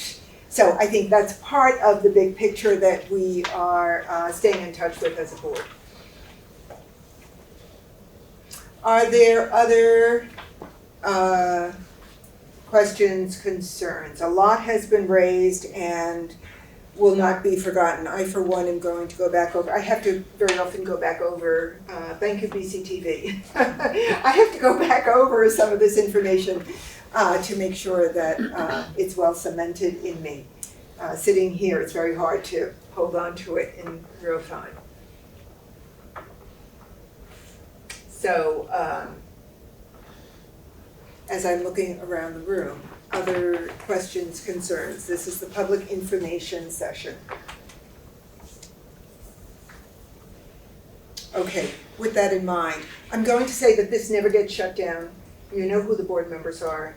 Write to us and certainly write to me. And if it doesn't come to me, it will come to me eventually, and I will send it out to the entire board because it is our responsibility of oversight. Okay, thank you very much.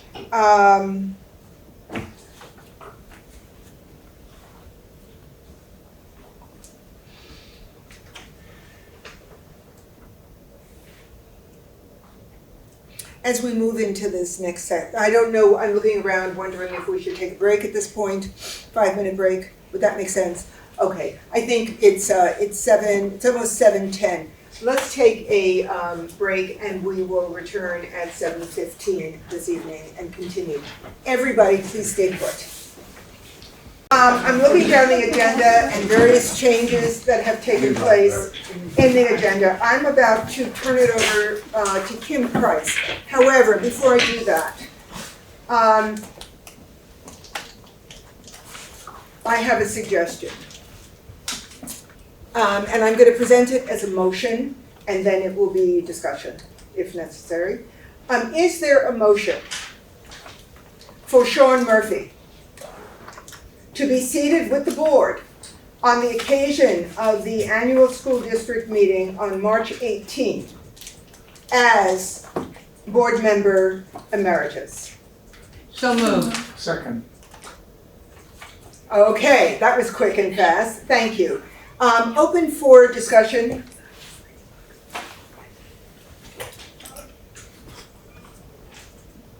I know, I see the hand. I know,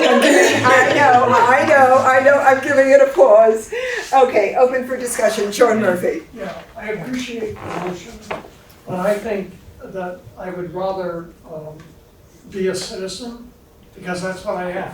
If it hadn't been changed, I would be on the dais. But because the Article 11 was changed at the last minute, I'm no longer on the board.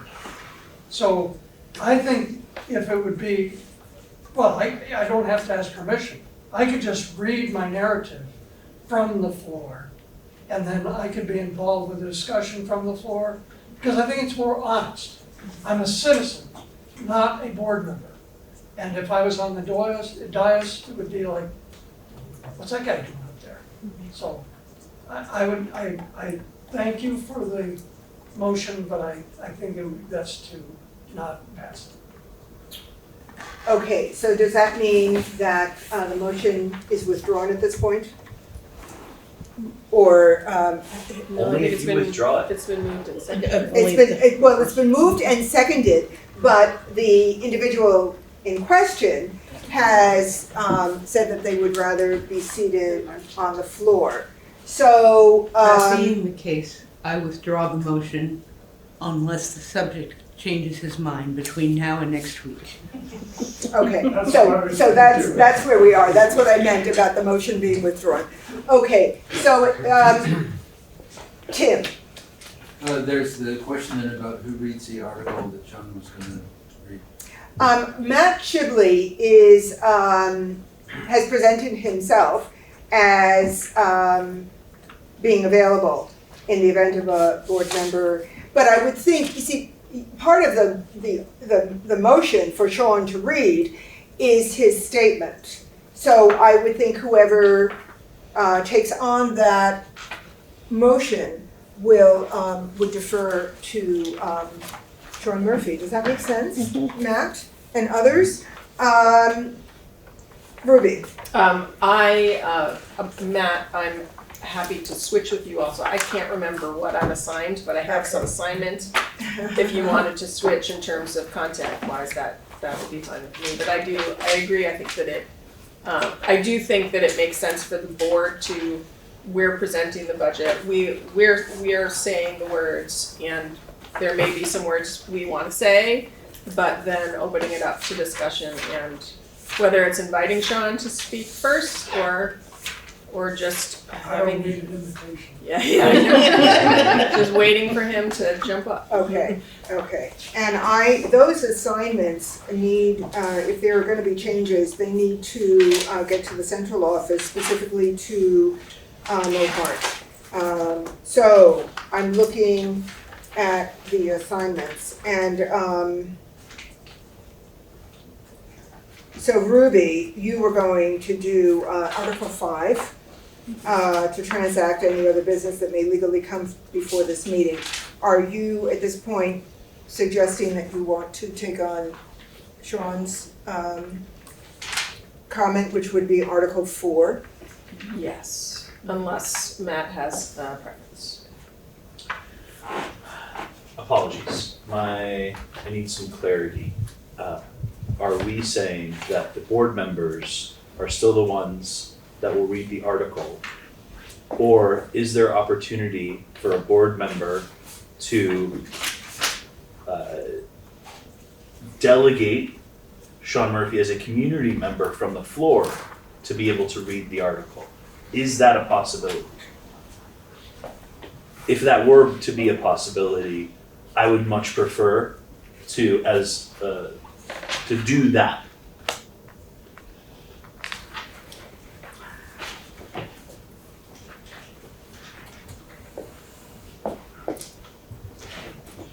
I don't know that can take place. I do know that, I don't know that can take place. I don't know the legality of it. And at this point, I would like to, isn't March 18 next week? Right. And we need to get this to Mohart. So It was just a clarity, or yeah, saying one or the yeah. With respect, Article 4, 2 paragraphs, totals indicated, and then it would be turned over to Sean to read. So I prefer, certainly if I was to take my druthers, I would certainly prefer Article 5 and allow you Article 4. okay, all right. And this is your Matt. I am, all day. Okay, I've just made that switch. Okay. I will see Ruby at the policy meeting tomorrow. I'm not Ruby, sorry. Yes, Mo, thank you. You knew what I was going to say. Yes, I will see Mo tomorrow at the policy meeting. And that would mean, with Article 4, Ruby would introduce it, read these 2 paragraphs that exist here, and turn it over to Sean Murphy. That I think that what I heard was I will read those 2 and open it up to discussion from the floor. Calling on Sean Murphy first. I think that's not the preference that I heard from Sean Murphy. Yeah. Well, I thought that Sean was willing to read it from the floor, read his statement from the floor. Yeah, but the procedure is the citizens get recognized by the moderator, Yes. Steve Brown, and then the citizen gets the word. Yeah, so I'd be happy to do that. The reason I don't want to be on the dais is that this whole process has been exceedingly painful for me, exceedingly painful. And I think it's rude. I think it was a rude decision.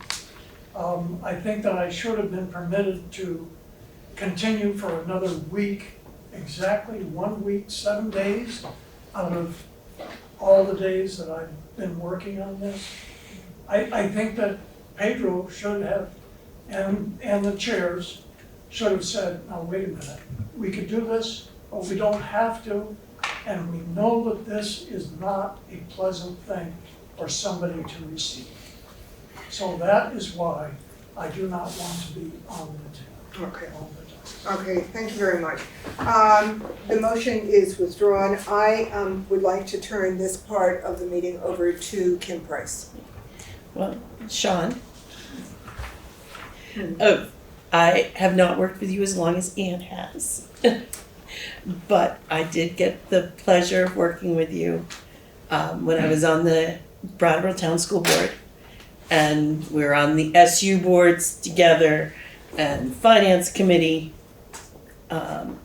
and I just wanted to say thank you for all of the knowledge you have imparted and all of the history you bring to us with when you're talking about things. You're just a fountain of historical information that we don't have, and it brings clarity sometimes to what we're discussing.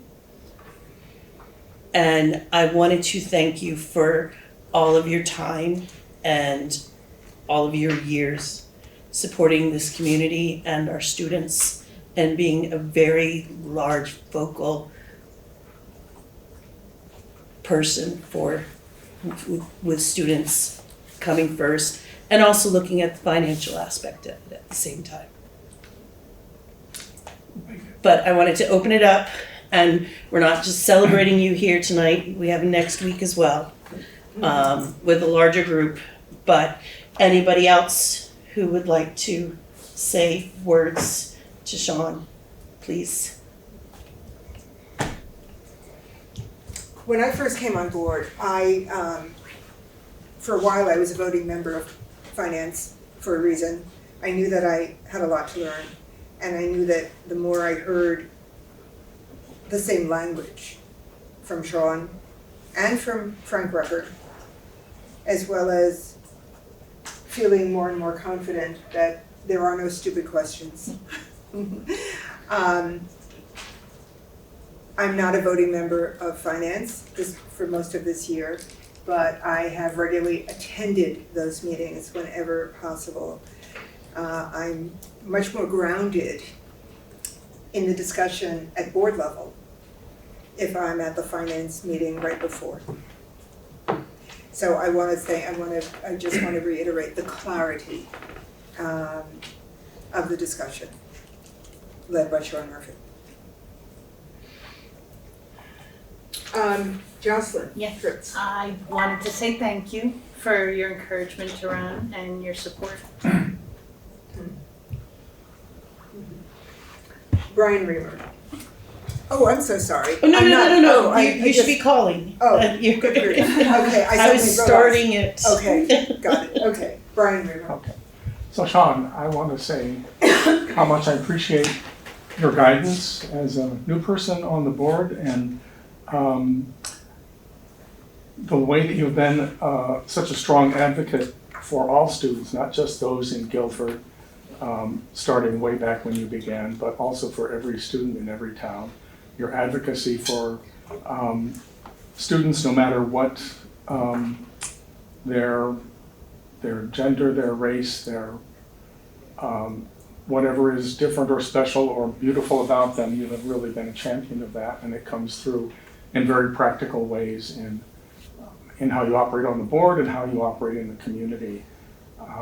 Personally, I've appreciated your guidance, your counsel, and the opportunity to say what happened at that last meeting, and you were able to tell me sometimes what happened, so that was good.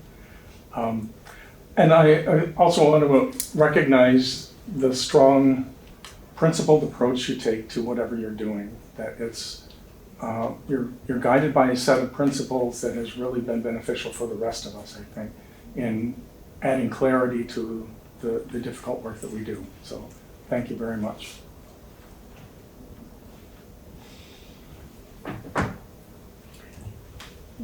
I'm sorry, Ruby McAdoo.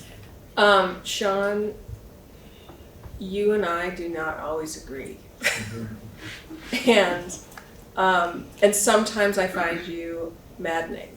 But one of the great things about having you on this board is that you push us, and you ask questions that sometimes are a thorn in my side, but I really appreciate that, and so I want to remember how much I appreciate that, because my questions might be different, but they're definitely going to be a thorn in someone's side, and that's a good thing. And the one thing I would say, when I think about you and how I've experienced you, the very first memory I have of you was actually before we existed on the District 6 board. There was a group of students who came in, and they commanded the room, and they asked to they wanted to put Black Lives Matter flags on this campus. And it was a very contentious time, it was many years ago, and what I saw you do was you had some opinions and thoughts, and you were resistant. And then you heard these students, and you said to the room, we have to listen to these voices. It's important for them, they've come, they've been eloquent, and let's let's consider this request seriously. And that was really meaningful to me because regardless of what the content of what was being discussed, you actually heard and listened, and your mind was changed in front of the public. And that's an inspiring thing. And I think it's something that we all as board members can learn from. So thank you. I want to speak again, ditto to that, because I was not privy to that, but I was privy to the group of students who sat back here having to do with the SRO. The SRO is a student resource officer. Student resource officer. And I was stunned by your comment that they represented a group with a voice, and they needed to be heard and they needed to be respected. And that's what you conveyed at that meeting. And it was quite a moment, a powerful moment, that meeting. Thank you. Matt Chidley. John, we have many things that we resonate on and some things where we differ. One thing I have deeply appreciated about you and your perspective is your brevity. So in light of that, your wisdom will be deeply missed on this board. And then, of course, it's not going to be missed because you're Sean Murphy, citizen of Guilford, okay? And the community voice is very often much, much stronger than what a board member can say. So, I'm going to be a barnacle. Okay, not a thorn, a barnacle. Get ready for it. A barnacle, yes. Colleen Savage. I just want to say thank you. Mm-hmm. You've been, I still can't get over the fact that you've served on this board for as long as you have, or in other capacities. It's very impressive, and your community engagement is an inspiration. So thank you very much. I highly appreciate it. Okay. I'd just like Down to at the say end. that Jessica. Okay. Mm-hmm. Say it again. I'm sorry, I lost someone to. Okay. I see a couple of hands up. So Jessica Evelyn. Sure. I just want to say thank you. I didn't get to know you as well as I wanted to. It sounds like I might still get to know you. And I appreciate all of your engagement and the conversations that we did have. So thank you for your service. And I'm sorry that the chips have fallen this way. As it was all happening, I was kind of just like reading and hearing about what was going on. I didn't consider your feelings, and I'm sorry that this has all kind of happened this way, and it's unfortunate. I'd just like to make a little correction if I could, because I want to get to the quarter of the century mark. 23 years, sorry. And so, no, you were right, Oh, okay. Absolutely, Colleen. But before I became a member of the District 6 Board, I had the opportunity to work with the Citizen Advisory Committee. And that was made up of a bunch of people. You can actually see a plaque. There's a plaque in the lobby of the high school. And it's all the individuals that worked on that. And what we did is we worked with Tom Apple and all the Truex, the architect, designing, in this building. Lynn Coram was on it, who I never agreed with on anything ever. And so that made 3 years prior to the 2003, so I made my quarter century.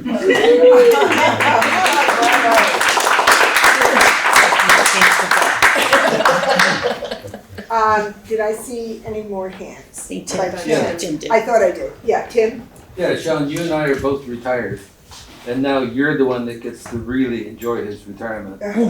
So when we're in those 9, 10 o'clock executive sessions at night, I'll be thinking about you. I won't be thinking about That's very true. On a serious note, though, we had our moments, but then we had some good moments. And I'm glad that we had that conversation about Te Nahisi codes with Matt and Brian and I. That showed a dimension of our personalities that the public really doesn't get. So I'm glad I got that opportunity. Okay. All right. And Clean up here. I'm sorry? Can I back clean up here? Yes, of course. Sean, 9 years. 9 years we've been working together. I know. We haven't always agreed.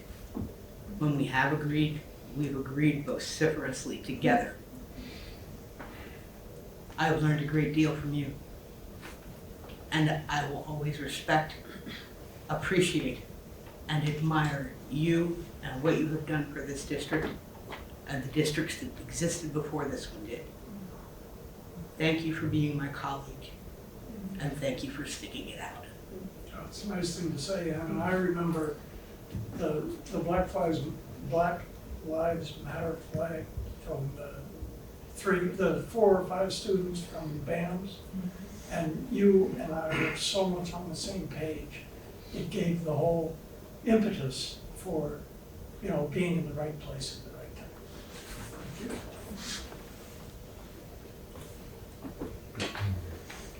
This is great. I should retire.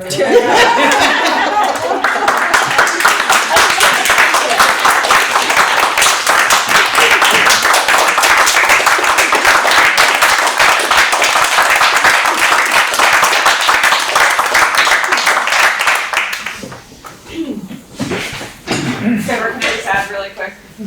After this, after the appointment? Yes, after the appointment. Okay. Just because I want to have the administration. Sean, as a new administrator in the district, there is not a level of support that could be felt higher by a board member than what you offered to me. And so I just am very grateful for your commitment to the district and bettering the lives of children. And helping me get there. And Nancy has a hand up. She's online. Nancy Weeks. So Sean, I'm sorry I couldn't be there in person tonight to honor you, but I just want to say to you that for me, you ingratiate what the term involved, caring citizen means within our community. And I can't thank you enough for your work on behalf of our students, our staff, our administration, and our community as a whole. You have brought us to a higher level, and you have a deep understanding of so much of what goes on in this district. You will be truly missed. And I'm counting on you being a citizen within our community and open to be accessed for your knowledge for years to come. So thank you so much. Yes, Yeah, Mark. I'm going to be brief, but do plan on speaking next week. Sean, I just have so much admiration and respect for you and the way you govern. Time and time again, you show up for students. And there is no doubt that we are a better school district because of your involvement and your voice. And you're really an inspirational leader who takes themselves out of the equation and their personal needs and wants. And you always focused on students at the end of the day. And I can't tell you how much I appreciate that.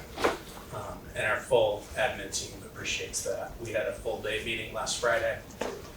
And at the end of the meeting, kind of everybody went around the table and shared a thought about your service and an appreciation. Yes. I just echo all of what I've heard. It's just such a great tribute to Sean, being the business manager, and Sean being chair of the finance, and working with just top-notch board members going all the way back to 2003. It's really been an honor to work with Sean, and he has set that highest bar for board service, in my opinion, in that he has persevered through such challenging transitions where, unfortunately, this community lost so many really good board members through that awful Act 46 process, and then there were other transitions, but Sean is the one that persevered throughout all of that. And he brings to the table, as others have said, guided by principle that you can believe in, but he has the practical knowledge that a builder, a carpenter, a finance committee chair must have to work with a multi-million-dollar system and understand the give and take in the process. He's inspired a great deal of confidence in the governance aspect of building budgets and being fiscally responsible, but as everyone said, always a champion for all kids, and it's really something to aspire to. Appreciate it. This is just the beginning. So we will be together on March 18th in public session. So just the beginning. Could I just say one thing? I don't know. So Yes, of course you can. What I did was I've been thinking about it today, and actually for quite a while here. And so I was sort of thinking of what my core value is in being a board member. And it is to support a large public school system by listening to the people that work directly with students, by learning the methods educators develop to achieve a goal of meeting all students where they are in real time. Thank you. Thank you. You're here. All right, you're here. All right, I am going to move on with the agenda. And we're going to return to the reorganization of the new board. I realize that we need to take care of who is on the WSESU, and the first WSESU meeting will take place on the evening of March 19. March 19. We need to hold off on the WSESU until Vernon meets and reorganizes. So, not to speak for the WSESU, but everything is changing, and I realize that we need to commit to who our voting board members are on the WSESU. So, I'm going to go in reverse order. Nominations for Putney. I nominate Anne Sheikman. Second. Okay, any other nominations? Nominate Ruby.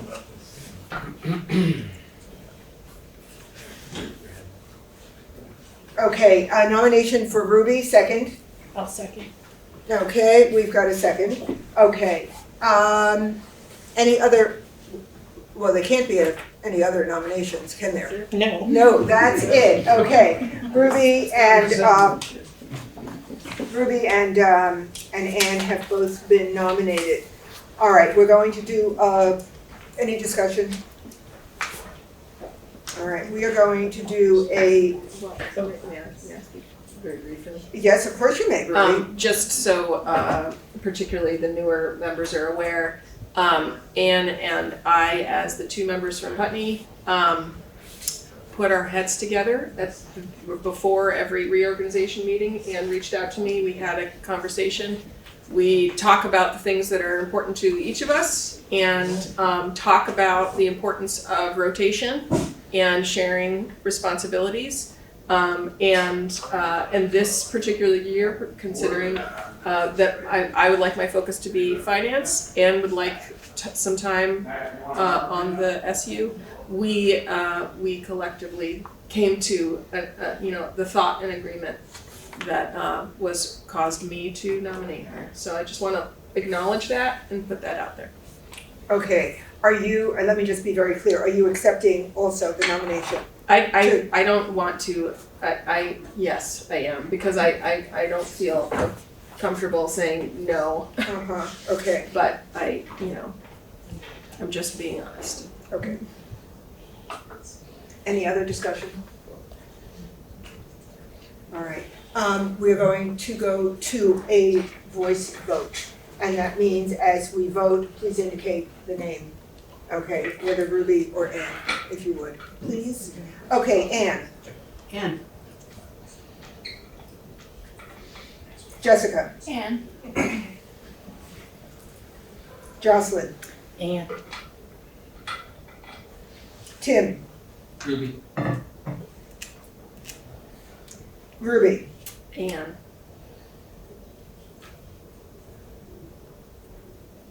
Kim, And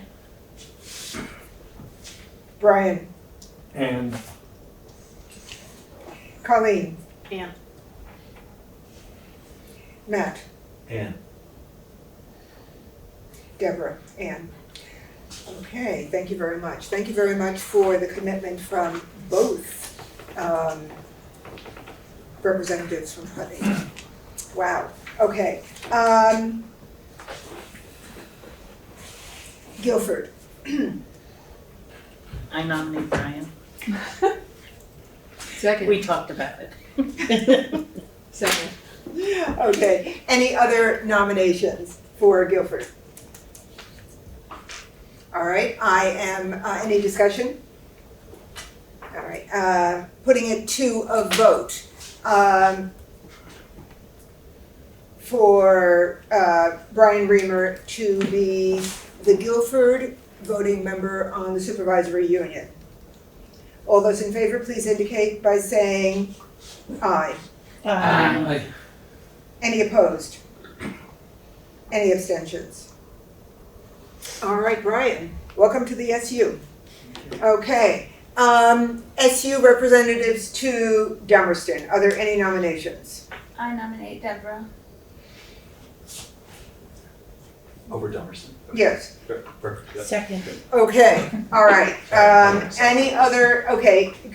Any other nominations for Dummerston? All right, any discussion?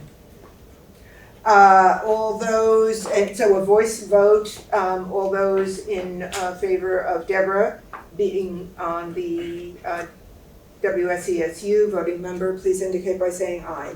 Aye. Any opposed? Any abstentions? And I just want to say, in the spirit of collaboration, Jessica and I talked beforehand, several days ago. Okay, I mean, I think that's appropriate with two members from a town. Right, okay, we are moving on to Brattleboro. Nominations, please. I nominate Kim Price. Second. Any other nominations? I nominate Tim Maciel. Okay. Second. Okay, and we have a second. Any other nominations? Point of information, Yes. there's one representative from Brattleboro or two? One. Okay. Okay.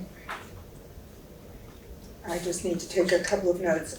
Tim has been nominated and seconded, and Tim Maciel, I gotta say this very carefully, okay, because it's a hard sound, T and K. And Kim Price have both been nominated as representatives to the SU. Any other nominations? Any discussion? Okay, we are going. There's a discussion. Oh, there is a discussion. I'm so sorry. Brian? Just a point of clarity, there's just one person from Brattleboro as well? Correct. Yes. Okay, maybe I missed that point. Yes, only one. Okay. So each of the each of the 5 towns represented on the SU, representative from one town, and that's what we're looking at right now. Okay, so again, any other nominations for Brattleboro rep to the SU? All right, I'm going to go with a voice vote again. So as you say the name, would you also say the last name as well? So there are no misunderstandings, okay? Ann Beekman. Kim Price. Jessica Everlith. Kim Price. Jocelyn Fritz.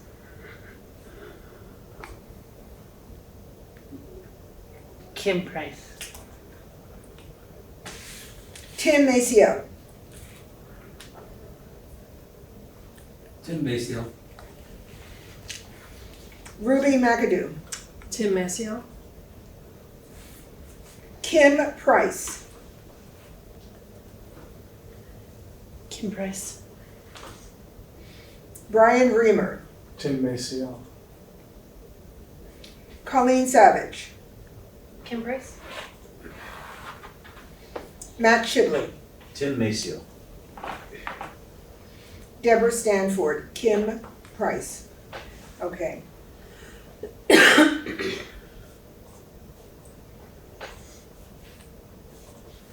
All All right, Kim, congratulations. You are the representative to the SU in terms of my count. My count is correct. Okay, thank you. And thank you to Tim for your service on that, on the SU, as well as being willing to step forward for that position. Okay.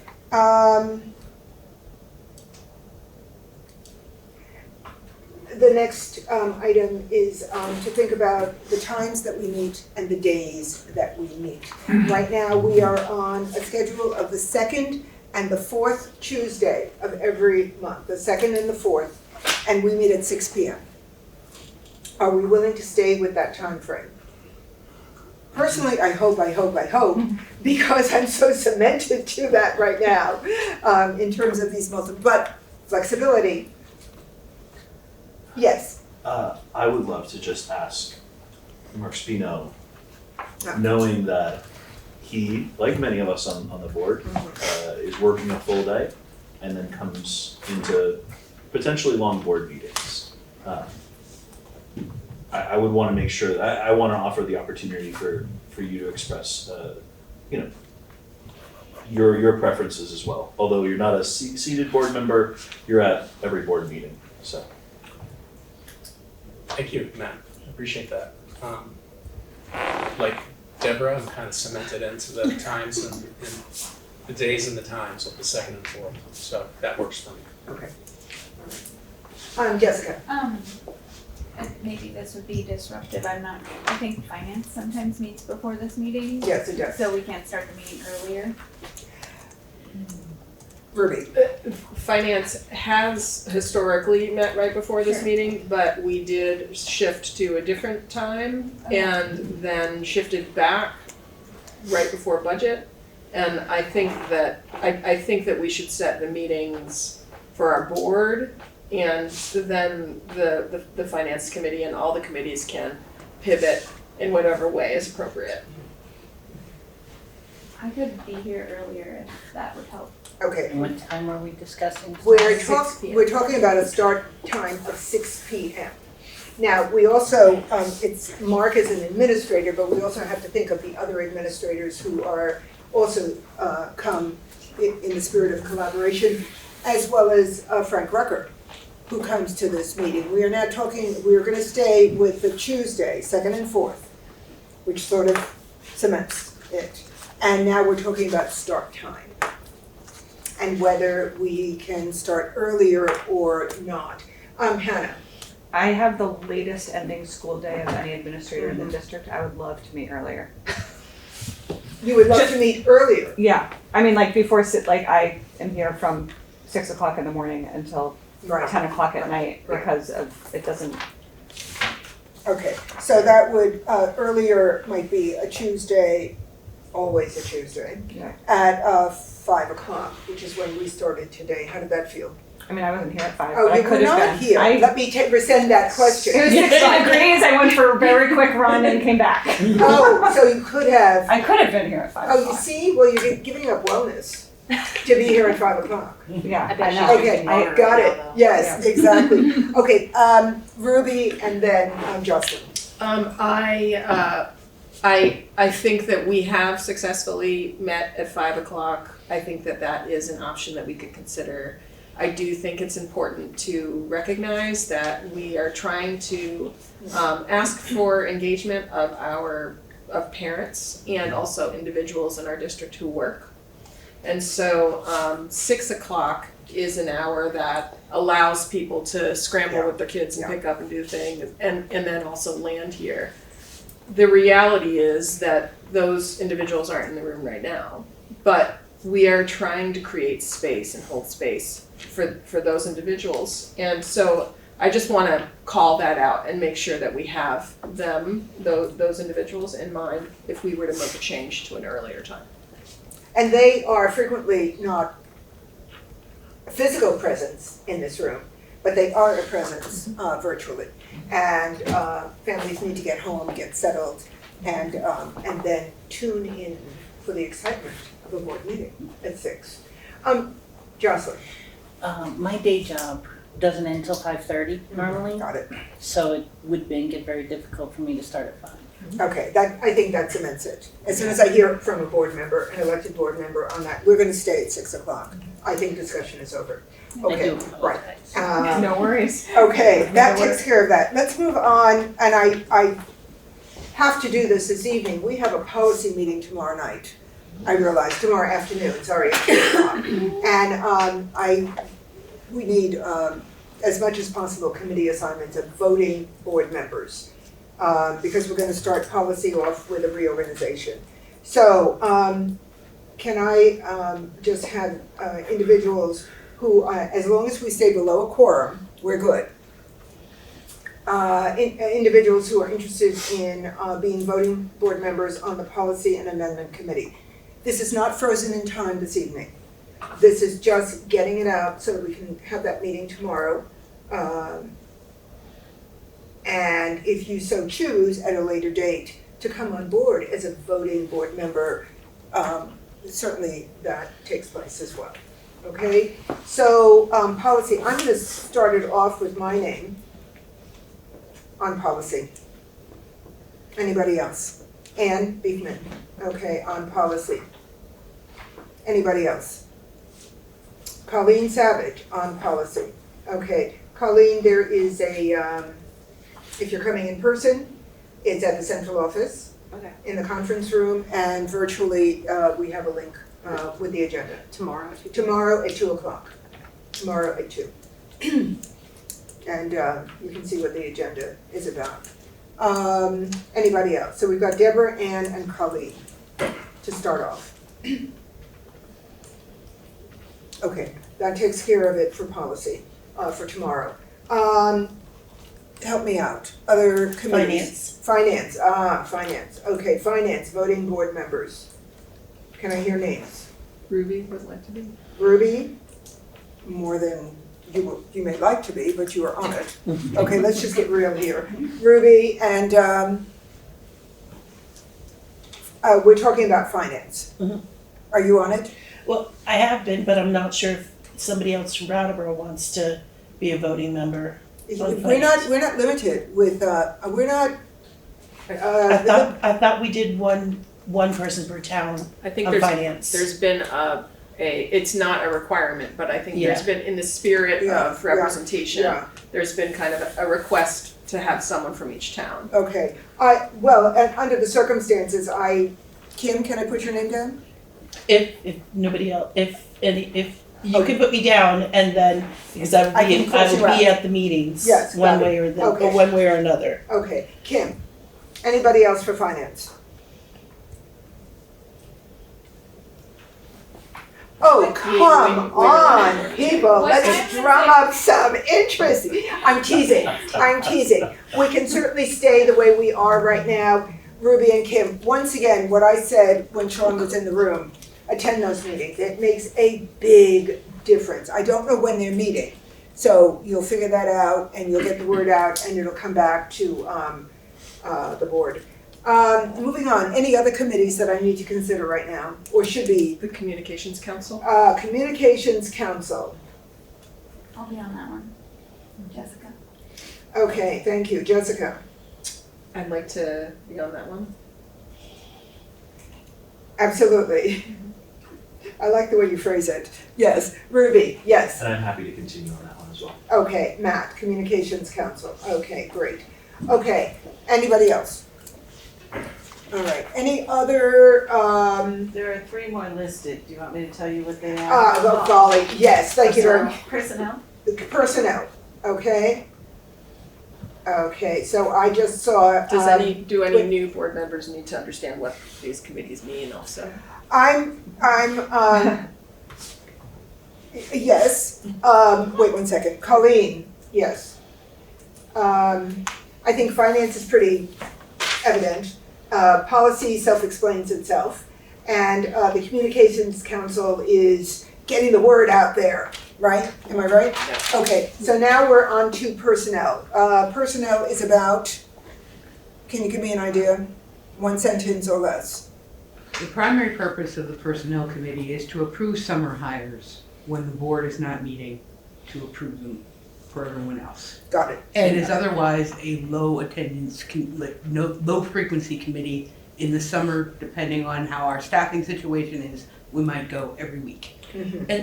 And they do the 1%? And we do the 1%, And we do which is, 1%. That's actually the fun part. that's the fun part of the Okay, job. got it. That is where the teachers come up, or administrators come up with ideas for education for themselves, or innovative concepts that they want to experiment with in the classroom, and they can apply for what are called 1% funds. The district maintains 1% of its teacher salary budget to use toward this, and we get, the personnel committee approves them, and that is where you find out the new and interesting things that people are doing, the inspiring things often, actually.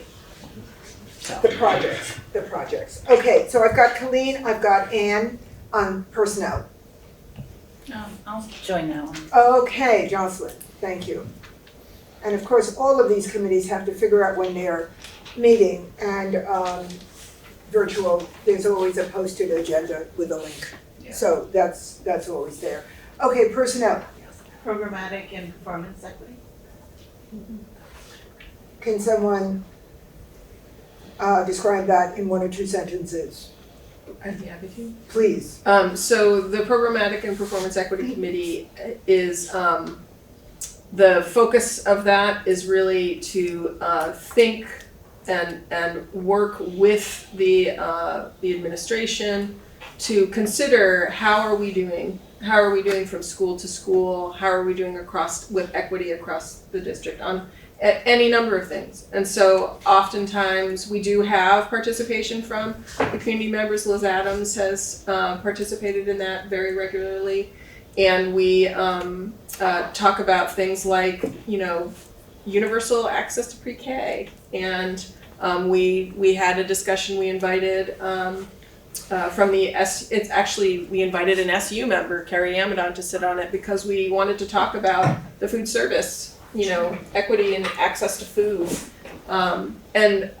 So what we can do in that committee is have some deep dives and conversation around, whatever the topic is we're focusing on, but particularly with the framing of equity, and from school to school particularly. And so I've been on this committee since I've sat on the board. I think it's an important committee. I think in an ideal world, we don't need it, but we are a big district and we have lots of different, we want the culture of each of our schools to be represented, but also we want everyone to feel like they have, access to resources. So this is just one way that we can have deeper conversations when we don't find space in these meetings. Now, is this a daytime meeting one, or? They work. We did not have, I'm looking at Brian because he's on this committee too, but we didn't have necessarily a regular cycle. Kim was on it as well. It was kind of catch by catch can for a while there. And once we find out who's on the committee, then we would determine by email what do we want to do, when do we want to do. So it could be whenever, if you're interested, it would be when you can make it. And a lot of times we did the meetings via Zoom. Yeah. Yeah, that's a lot easier for me in a lot of cases. I mean, I'm curious, I just don't want to bite off too many things. I have to say, the PPE committee is not very time consuming. Yeah. Okay. So, we're talking a few hours a year. Yeah. Okay. It's a historical. Yeah. Throw me on that one too. Okay, and as true for all of us, we do have to be cognizant of what we've taken on, and we have the option of pulling back always, okay? Jocelyn? I'd like to put my name down. Ruby? You can put me on there too, Deborah. Okay, Jessica? I'm looking at names. I'm on.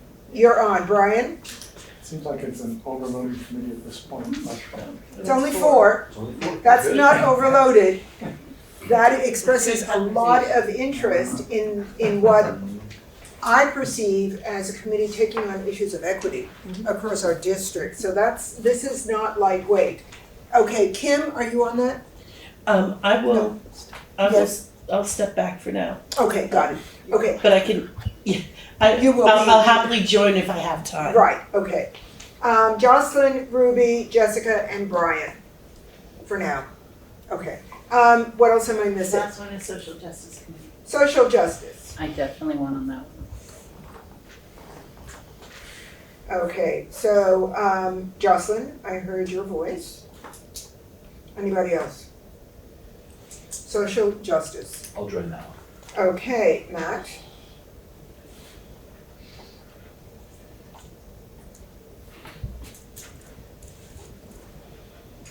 I will attend. There's no way I can make that commitment. Anybody else? We've got Jocelyn and Matt for social justice. This was a committee that Eva Nolan resurrected, and we look to meet once a month. So, social justice. We'll keep it open-ended for now. Okay, am I missing anything else?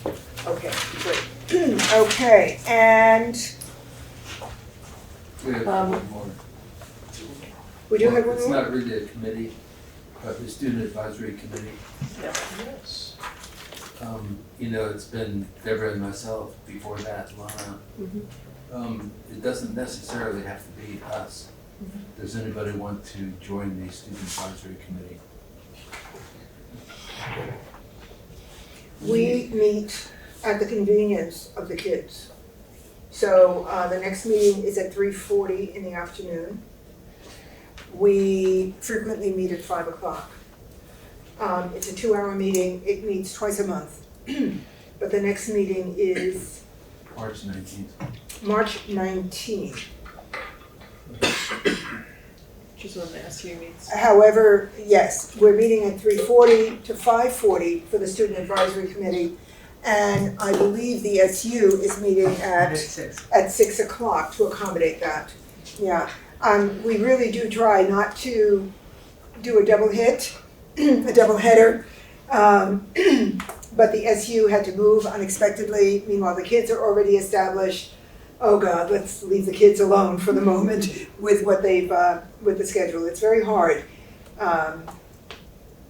With members, if you want to be part of the student advisory, you have to get background checked and fingerprinted, like any teacher. Thank you very much. Yeah, it does require, because we are meeting one-on-one with kids, and as is a school rule universally, any meeting with kids in a room must have an adult present. So Tim and I have been fully vetted with that in mind. Hannah? Just to clarify, that's only if a school employee is not with you. As- So I just want to be clear that. Let's be very clear about that, but You can if there's a school employee with you. yes, but there is typically no school employee at these meetings. That would be at the invitation of students, and they tend to do that later in the year. So it is a time for students to come together to talk about issues in their environment, what works, what doesn't work, and we brainstorm. And very often, my view is I say, so you've raised an issue, you've raised a problem, how would you like to problem solve that? Because it's for the kids to work out how they do it, and for us to help guide that process that perhaps, oh, great idea, but I think you need to check with administration in the school.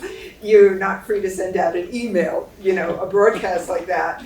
Let's be careful, let's think about the, as you think about a critical issue, what are the building blocks of that issue? You just don't suddenly go in and rush to make a change. So it's a wonderful experience. Ruby, I see your hand up. I think that I really appreciate, Tim, that you've raised this. I think that I think it would be valuable to plan on rotations, particularly for that committee. I've never quite understood that committee, and there's also a few, I think they might even be SU committees, like CPAC, there's other committees that we have people who are on this board that are representing, but they're not appointed, and I feel like we could get clarity around that would be helpful. When it comes to the Student Advisory Council, or committee, is it a council or a No, committee? it's a committee. A committee. We're staying away from that word council. Student Advisory Committee. I do have flexibility in my schedule, but I also am really trying to limit what I say yes to. And so I would really encourage us to consider even some of our newer members stepping into a role with either Tim or Deborah to kind of mentor into the position. I also think that as the board member who's been serving on the BUHS Leadership Council, I think there's some value to having the person who serves on the Leadership Council have awareness and be part of the Student Advisory Committee, in part because it comes up and there are ways in which understanding what's happening there and being able to report to the parents in the room is valuable. Okay, we do leave it, one second, and then I'll call on you, Tim. We do leave it to the students to determine how they want to communicate outwardly. So, but it's a very interesting group. I totally agree with you. We are coming to the end of a year right now of the cycle. And I wrote to Tim just recently, we have to step up and think about advertisements and about who the next group of student reps will be. Because that's part of what Tim and I do, but having nothing to do with the Student Advisory Committee. One is not related to the other. The only relationship that exists is those students who do interview to be a student rep invariably commit to the Student Advisory Committee. They buy into the process. It's yet another group of students meeting in the high school just to have a point of conversation. Tim. Last night, we met yesterday afternoon, and they agreed that it was permissible to share their minutes with the board. And the minutes are pretty well taken. So that'll give you a really good idea about the many initiatives that this group of about 12 really committed individuals are up to. They're really doing good work, and not just in the high school, but one of the things they're up to is talking to the middle schools about high school students doing panel discussions with 8th graders to give them an idea to help the transition in the process. So it's I've done it for 3 years. I'm not going to do it forever. So as you said, Ruby, I think all these positions should. Sometime we should talk about term limitations for every position. I think. I think this is all open for future discussion. So I would like to hold it at that. Hannah. I just wanted to echo what Ruby said, and I think for most of the committees, it's not relevant, but when you're working with students, I think the continuity of having someone they know and have built a trusted relationship with is important. So I think it would be good to kind of stagger it so that there's always someone they're comfortable and familiar with. Yes. I also, when we had Leadership Council last night, it would be great to have student reps on the Leadership Council from that group. So I don't know if there's anyone that You do have someone, I think, already. We don't have, no students are coming to that at all. No students are coming to what? Leadership Council. Oh, I'm so sorry, you said Leadership Council, okay. So it would be great if, I think the carryover should be student voice. Right, And I actually right. said that last night in the meeting, that's like, because we're a high school committee, it would be great to have students there. And I think that the group you have right now has really good ideas and their input would be really valued. You know, when I think about the policy H7, which is leadership councils, built into it in terms of what the committee should look like, we want students on there, and I think we need to push that. I see Thea Whipple. Sorry, can I just add one more thing? Oh, I'm so sorry. I didn't mean to interrupt you. It's totally Sorry. fine. I just because Tim just mentioned it, I wasn't aware of the 8th grade committee or panel discussions, which we actually already do at BUHS for 8th graders. We have high schoolers do panel conversations. So I don't want us to duplicate the work and have it happening separately in two different places. No, it's not duplicating it. They just want to ramp it up to do it more quickly to start this month. Okay. And also Ruby actually on the equity committee made a really good point that it shouldn't just be BAMS, but it should be the other two middle schools too. And that happens during the 8th grade visit day, I think is what I'm saying. So like I just want to make sure we're things are being communicated and clear with. I think this is all for future discussion. So in the interest of time, I'm gonna call on Thea. Your hand is up, Thea? Hi. I just wanted to echo what Miss Parker said about continuity. I think that one of the most beneficial parts of SAC and one of the things that has made it so successful is that there are two adults that have been there consistently every time that students can build trust with. But I also think that I am agreeing with what's being said about other board members being able to be involved in SAC and maybe rotating in. And so I think maybe if there could be a system where there's always an adult that has like been there in general for most of the times, and then other adults can cycle in. Okay, thank you. Thea is one of our student reps to the board. Thank you very much, Thea. I think this is a discussion to be continued in the future. The next thing that I see, I think we're through with committees for now.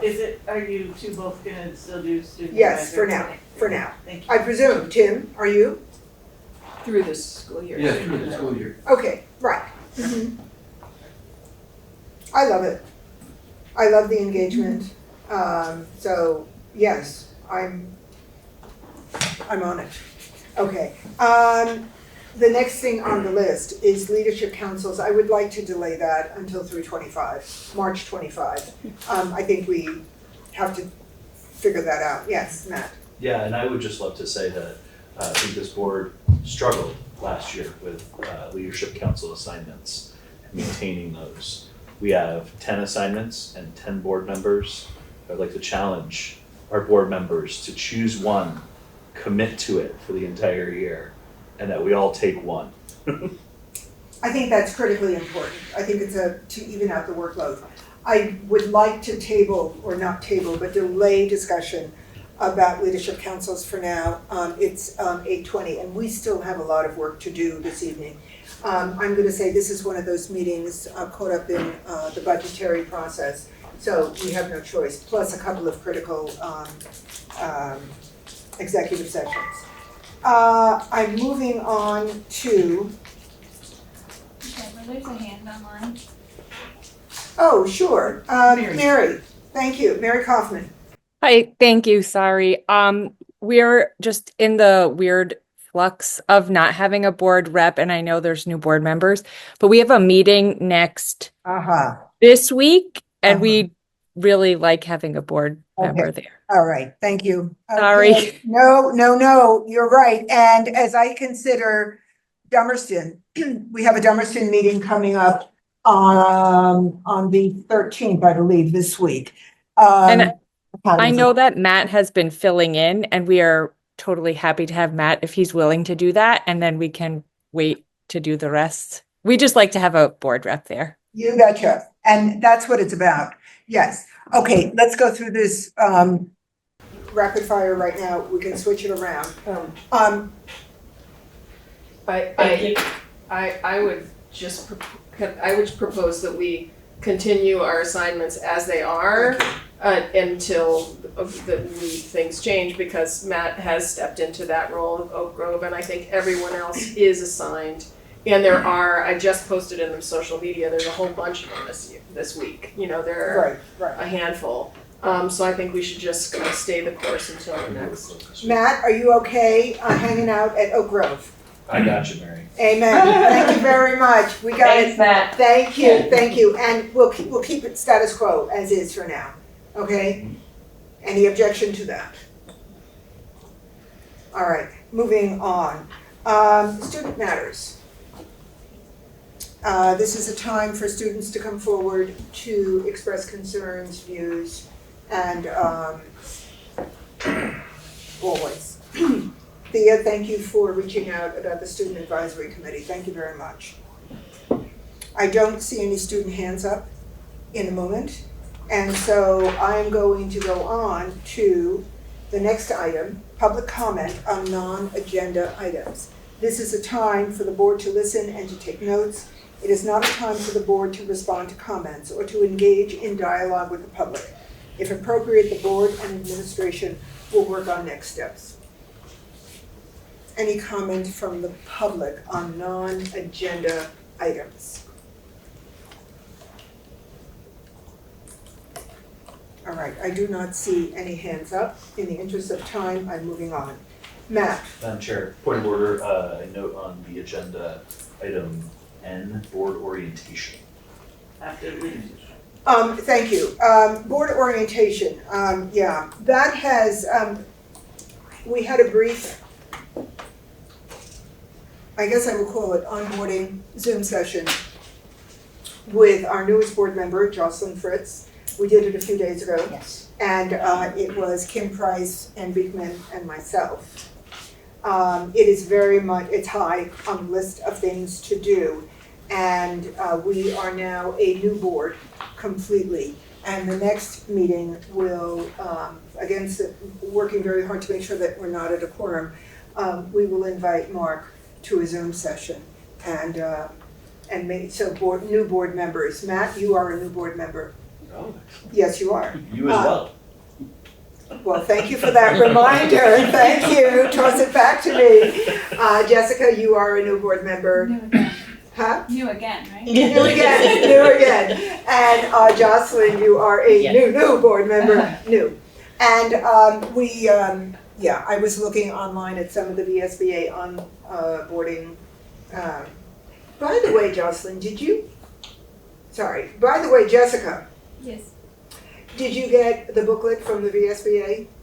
The essential tools of, it's a spiral booklet? I don't think so. You did not They get mail it. it to you. Oh. It took me like a month and a half to get it, so I wouldn't be surprised if you I hadn't don't gotten it. So. Let's Okay, see. I will, Like, okay. I don't remember that. You don't remember? I don't think I got that. Okay, you don't think you got that? Okay, that's something I will check with Mo about the, Yeah, you I have both definitely have gotten not a lot of reading material as is. Okay, yes, all right. And of course, then we learn in real time, asking those questions. Okay, yes. Deborah, there is the VSBA has a new member academy, which is in May, which is a 2-session thing. That's their format. So hopefully that would be part of that onboarding process. Yeah, so the VSBA every week sends out a weekly update, the Vermont School Board Association, with workshops to sign up for. And most of them are worthwhile. Some of them are a bit simplistic and obvious, but as a new board member, I attended as many as I could because, again, to hear the same message again and again makes a difference. We can, if you need some help taking a look at those, we can chat. You have my phone number, and Beekman, Kim, any of us can. I'm a big proponent of using the resources of the VSBA. I agree with you. Okay, I'm moving on. Administrative report, hires, resignations, retirements. Okay, just have 2 requests for a 1-year leave for next school year. That would be Kelly DeRosa at the high school and Ann Koplinka Blair at Vance. And the last name, Ann? Ann Koplinka, Koplinka. Right. -LOEHR. And that's advance. Okay. Is there a motion to accept both of these 1-year leave of absences? So moved. Second. Okay, any discussion? With that in mind, putting it to a vote, all those in favor, please indicate by saying aye. Aye. Any opposed? Any abstentions? Okay, thank you. Anything else for the administrative report? Not tonight. Great. Okay, we are up to the consent agenda, and as I said, the minutes are posted incorrectly here. We are looking at February 24 and February 25. February 24 was in the high school. Okay, and February 25 was the very next day. And then we have a series of warrants, payrolls. And so, do I have board permission to do this as one motion? So moved. Yeah. Okay, we've got, so moved, we've got a second over here, we've got a second over here. All right, any discussion? All those in favor of the consent agenda as presented with the corrections, please indicate by saying aye. Aye. Okay, any opposed? Any abstentions? It passes, thank you very much. We are on to new business. The Policy and Amendment Committee presents for a second reading. D1, personnel recruitment, selection, appointment, and background checks. F16, head lice. F28, student athletics clubs and activities. These are presented for a second reading, and that means that a 10-day period passes before it comes back up before the board, and this gives community members, administrators, board members a chance to read these policies in detail and provide feedback.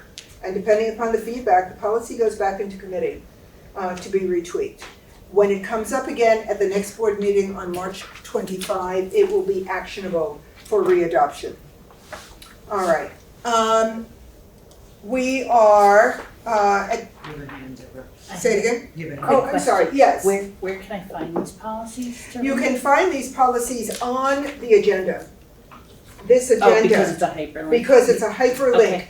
But because it's a hyperlink, that's where you'll find these policies. Okay. And they are the policies as revised by the committee. Okay. Okay. The other place to look for policies, not just these, but others, is again going to the website, the SU website, Policy and Amendment Committee. Okay.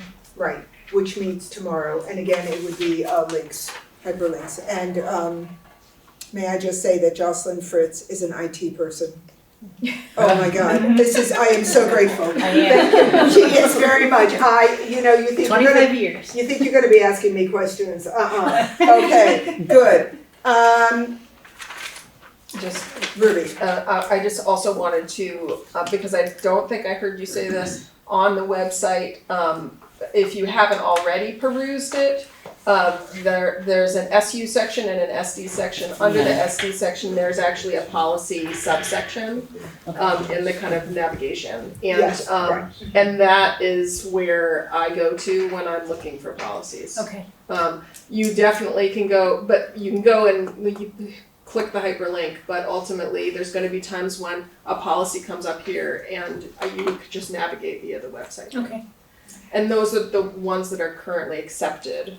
The Policy and Amendment Committee, when they have edits, they're like black lined, but the ones that are posted are fully in operation. Yeah, some of them still have the black and the red, and yes, it's a work in progress. Work in progress, moving parts. But and as there's a lot coming at you this evening, It's okay. we're here. Okay, so now we are about to go into executive session. We do have 2 executive sessions that we must do this evening. And so, is there a motion to find that premature general public knowledge would clearly place the public body or a person involved at a substantial disadvantage? So moved. Thank you, Jessica. Second. And second by Ann Beekman. Thank you. Any discussion? All right. Rephrase that. Is there a motion to enter into executive session 1 V.S.A. 313A7, the academic records or suspension or discipline of students, inviting in Mark Spino and Hannah Parker? So moved. Second. Okay, thank you. Any discussion? All those in favor, please indicate by saying aye. Aye. Any opposed? Any abstentions? As we come out of that executive session,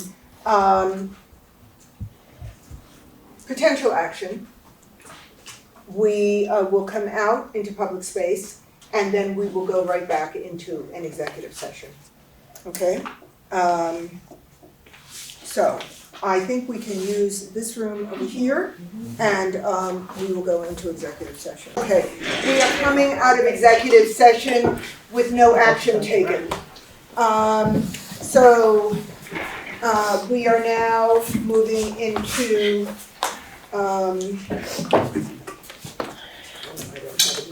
we're now moving into another executive session.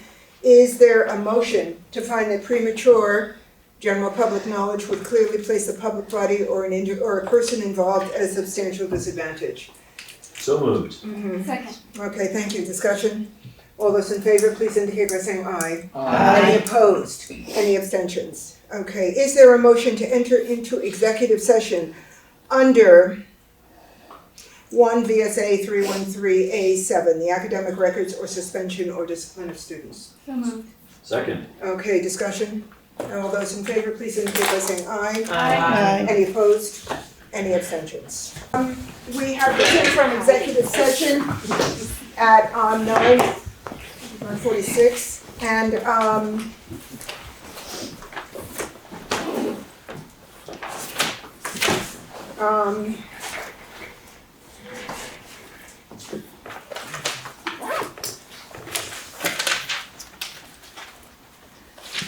regarding the matter of the executive session, 1 V.S.A. 313A7, the board upholds the decision of administration, I'm sorry, let me rephrase that, is rephrasing it, the late hour. Is there a motion for the board to uphold the decision of administration with regard to a student matter? So moved. Second. Discussion? All those in favor, please indicate by saying aye. Aye. Any opposed? Any abstentions? All right, thank you very much. Madam Chair, there being no further business before this board, I move it be adjourned. Second. Any discussion? All those in favor, please indicate by saying aye. Aye. Any opposed?